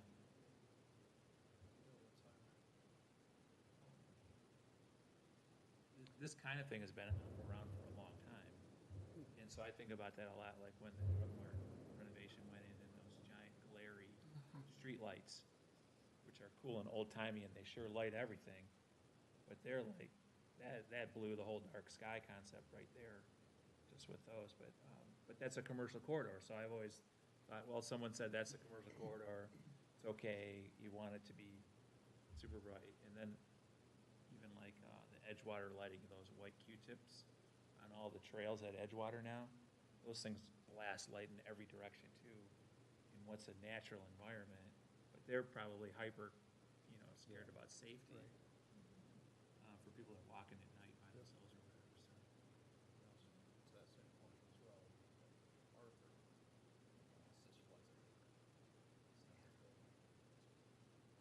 exactly, those things are.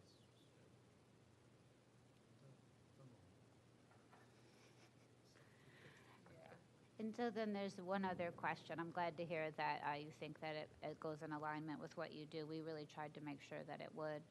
The other question is, and this came up at when we were at Planning Commission last week, this ordinance is proposed for commercial properties to enforce these regulations. It's not meant for residential to residential.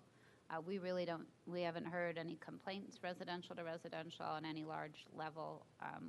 And we don't really think it would be an effective use of anyone's time to start regulating that, so we haven't proposed that. But I was curious as to what you all thought about that. I think in multifamily settings, somehow that's like that bridge between commercial and. Multifamily is included, and that's because Included in it's a this, yeah. commercial use. So yeah, that's Um, called out in the ordinance. I don't know, it's just like you kind of take it for granted that if you live in a city that has houses so close together, you're gonna. Yeah, but there was the neighbors, a couple neighbors of mine had an issue that they were fighting, and the one guy put super bright bulbs on his garage and tilted Yeah. them towards his neighbor's house. Yeah, no, I've What do heard you of do that. about things like that? I told him that you can take my BB gun and shoot him out, but. Well, that good to can have be a addressed. Right, no, my slingshot, excuse Oh, me. with your BB gun. That's currently, we can address that as a nuisance light You know, nuisance, situation. Yeah, that kind of thing, because I people was thinking do the that same out of thing. spite. We have doubles across If the it was street. me, I'd have taken a baseball bat, but, you know me. I can't condone that. I know, no, I'm not either, I'm just saying, but. But, yeah, But getting back to her point, I think that residential, you tend to not have that much power with the lights. They don't emit that many lumens. They're not supposed to be, Right. they're not engineered to emit Yeah. that many lumens in comparison to commercial, It's just a which nuisance thing. commercial does. usually, So I don't see it being an issue for residential. Going forward, is the city allowing any lights that are not dark sky lights? I mean, you showed like, skylight. Right. Is that not acceptable anymore? So that type of light, if somebody were to complain about a light like that that's affecting them on their property and it's coming from a commercial property, we would send somebody out to talk to them. That's the goal, is to reduce that type of lighting on commercial properties when it's a problem. So like if you had a light like that deep back on your property and nobody ever complained about it, we're not looking for trouble. We're just looking for a remedy where there are issues. So there's no reason to allow that to be installed new. right, Or, like, No. yeah, commercially, yeah. you know? So- Just the next step, and again, I think we referenced Westlake before in terms of color temperature, but they're regulating color temperature. They want to get to the point where there's no high-pressure sodiums anymore. Well, we see a movement towards that just out of efficiency. So if you look around the city, I mean, there's a lot of LED lights already been installed, and the city actually, we're beginning our installation on streetlights that are LEDs. Detroit and Madison, Warren Road, and the parks will all be LED streetlights by the end of the year. So that's our pilot You program. can't get different color temperatures even within that, so, you know, that's where they were coming at us from on the Westlake projects. And so, yeah, we're not at the first generation of LEDs, luckily. I mean, there's a lot of really big cities that have experimented with this. You have cities like Detroit that are all LED streetlights. You have cities like LA, and they're all LED, and they're not the first generation either. This has been going on for some time. So we're lucky that we're getting in at this point where they are sensitive to those different temperatures, and I think the lights we're getting are gonna be really high quality, so. Great. Anything, are you guys signing into things on that?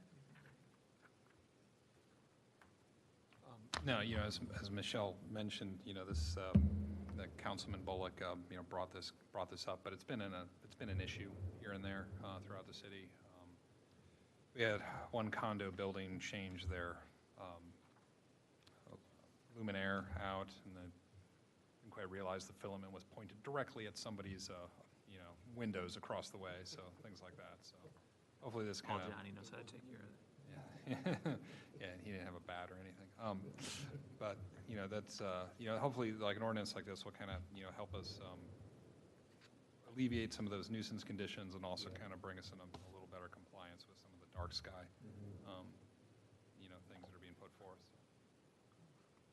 Well, thank you, Michelle. Thank you. And the motion is to receive and file. Yes, I was just going to say that. I know how to do that now. I will make a motion to receive and file. Can I have a second? Second. All in favor? Aye. Great. We'll make a further motion to adjourn. Can I have a second? All in favor? Aye. Aye.